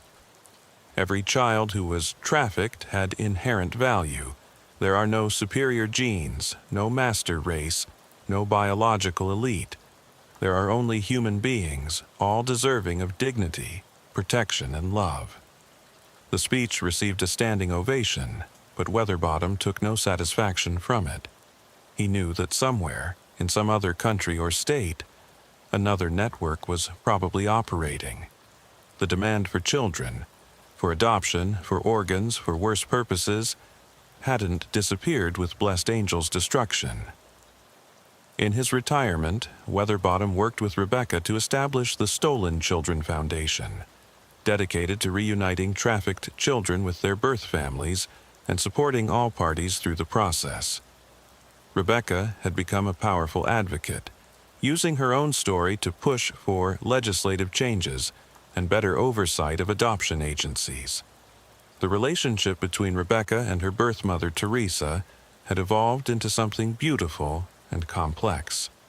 They weren't mother and daughter in the traditional sense, but they had built a bond based on shared loss and mutual respect. Teresa became a grandmother to Timothy, who called her Grandma T and spent summers with her in Ohio. The investigation's final report, released in 2000, ran to over 10,000 pages. It documented the complete structure of the network, naming 341 active collaborators and over 1,000 people who had knowingly benefited from its services. It traced financial transactions totaling over $2 billion across 5 decades. It listed every known victim, every falsified document, every crime committed in the name of genetic improvement. But perhaps the most important part of the report was its recommendations for preventing future trafficking networks. Mandatory DNA testing for all adoptions, international databases for missing children, regular audits of adoption agencies, and severe penalties for officials who facilitate trafficking. Many of these recommendations were adopted into law, creating what became known as the Weather Bottom Protocols. Tabitha Gloomhaven died in prison in 2003, unrepentant to the end. Her final words, according to the nurse who attended her, were, "The work continues." This cryptic statement sparked new investigations, but no active networks connected to the original operation were discovered. The last official action of the Blessed Angels investigation came in 2005, when the site of the agency was excavated completely. Ground-penetrating radar had revealed additional underground chambers that hadn't been discovered in the initial raid. These chambers contained the remains of children from the earliest years of the operation, before the organ harvesting program had been established. They had simply been murdered and buried when they were no longer useful. 137 additional victims were recovered and given proper burials. A memorial was erected on the site, listing every known victim of the network. The inscription read, "In memory of the stolen children. May such evil never again take root in our communities." Sheriff Jedediah Weatherbottom died in 2010 at the age of 77. His funeral was attended by thousands, including many of the families he'd helped reunite. Rebecca gave the eulogy, describing a man haunted by the evil he'd uncovered but determined to bring light to the darkness. "My father discovered the worst of humanity in that basement," she said. "But he also discovered the best, the resilience of survivors, the love that transcends biological bonds, the determination to protect the innocent. He often said that the Blessed Angels case had stolen his faith in institutions, but restored his faith in individuals. Every person who chose to speak out, to testify, to face their trauma in order to prevent others' suffering, they were the real angels." The Blessed Angels Adoption Agency case remains the largest child trafficking investigation in history. Its repercussions continue to be felt decades later, as DNA technology improves and more connections are discovered.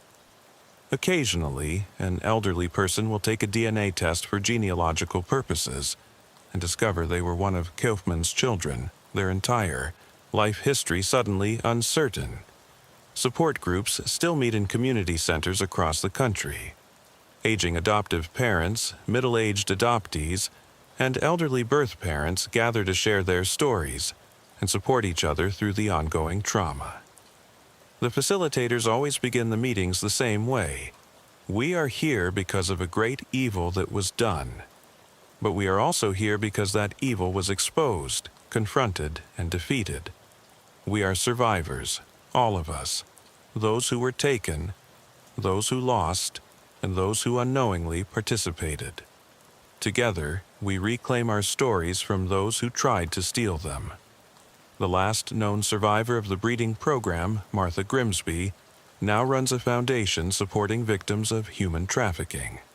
She has never been able to locate the 5 children taken from her, despite extensive searching. But she continues to hope that one day, one of them will take a DNA test and find her. "They stole my babies," she says, in her presentations to law enforcement agencies. "They stole my body, my youth, my innocence. But they didn't steal my humanity. That's the one thing Ernst Kaufman never understood. You can't breed humanity in or out of people. It's inherent in all of us, even in the darkest places." The compound in Chile where Kaufman died has been converted into a memorial and research center dedicated to preventing human trafficking. The nursery where his final breeding experiments took place now houses a school for local children. The transformation from a site of eugenic horror to one of education and growth is seen as a symbol of humanity's ability to overcome even its darkest impulses. But questions remain. How many other networks operated parallel to Blessed Angels? How many children were trafficked through routes that were never discovered? How many people walking around today have no idea their entire life story is built on a lie? These questions have no answers. The full truth of the Blessed Angels Network died with Ernst Kaufman and Tabitha Gloomhaven. But the lessons learned from its exposure have saved countless children from similar fates. Every adoption that undergoes proper scrutiny, every missing child report that receives full investigation, every vulnerable family that receives support rather than exploitation. These are the true memorial to the victims.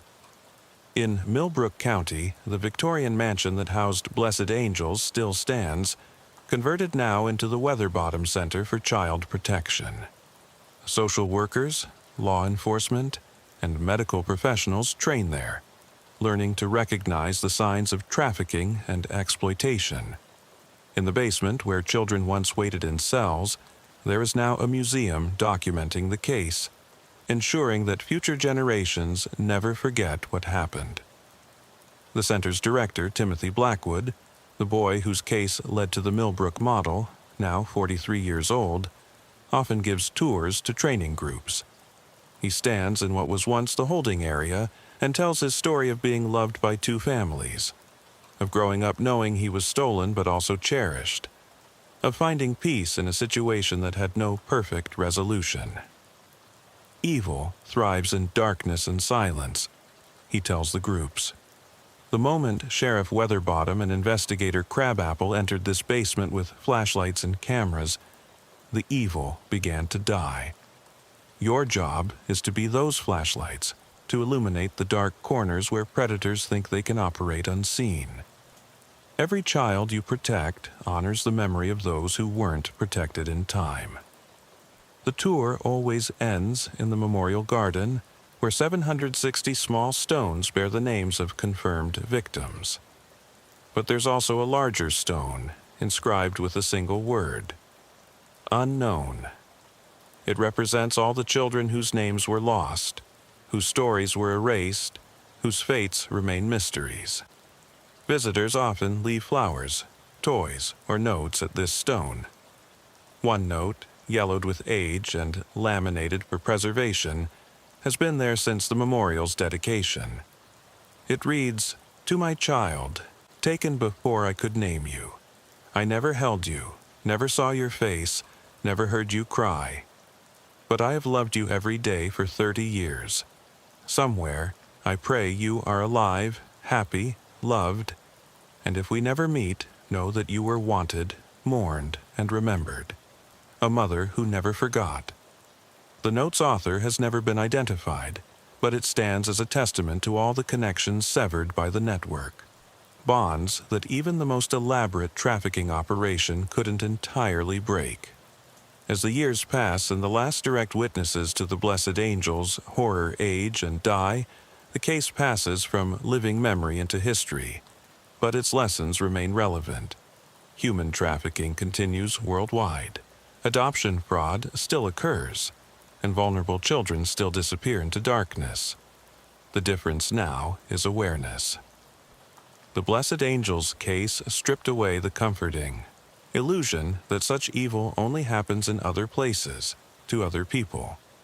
It showed that monsters can wear grandmotherly smiles, that institutions can be thoroughly corrupted, and that silence and willful blindness are evil's greatest allies.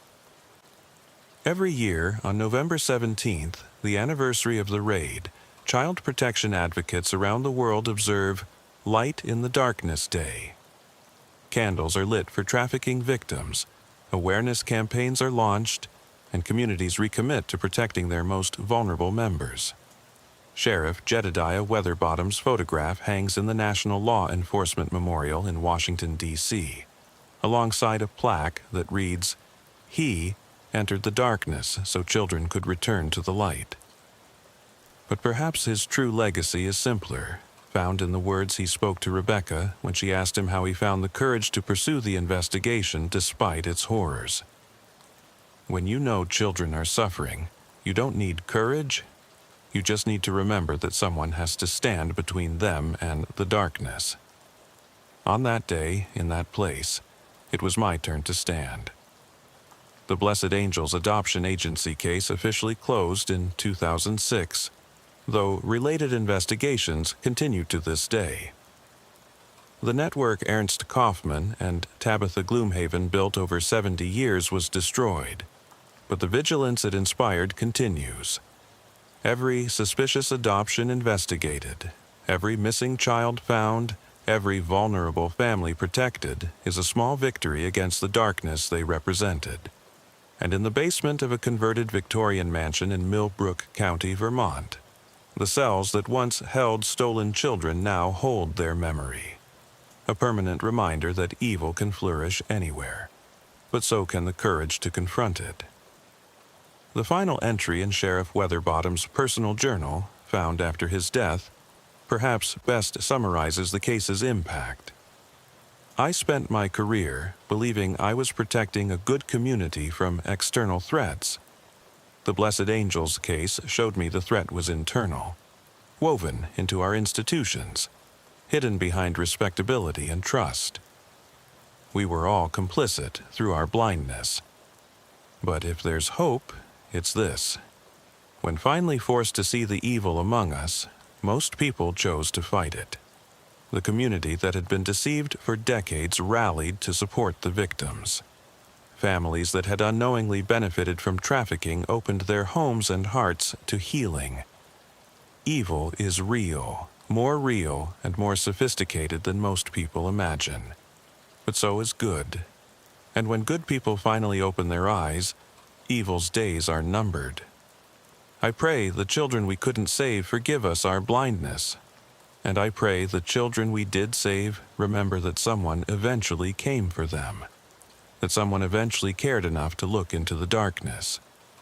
That's all any of us can do. Be willing to look, willing to see, willing to act. The children are counting on us.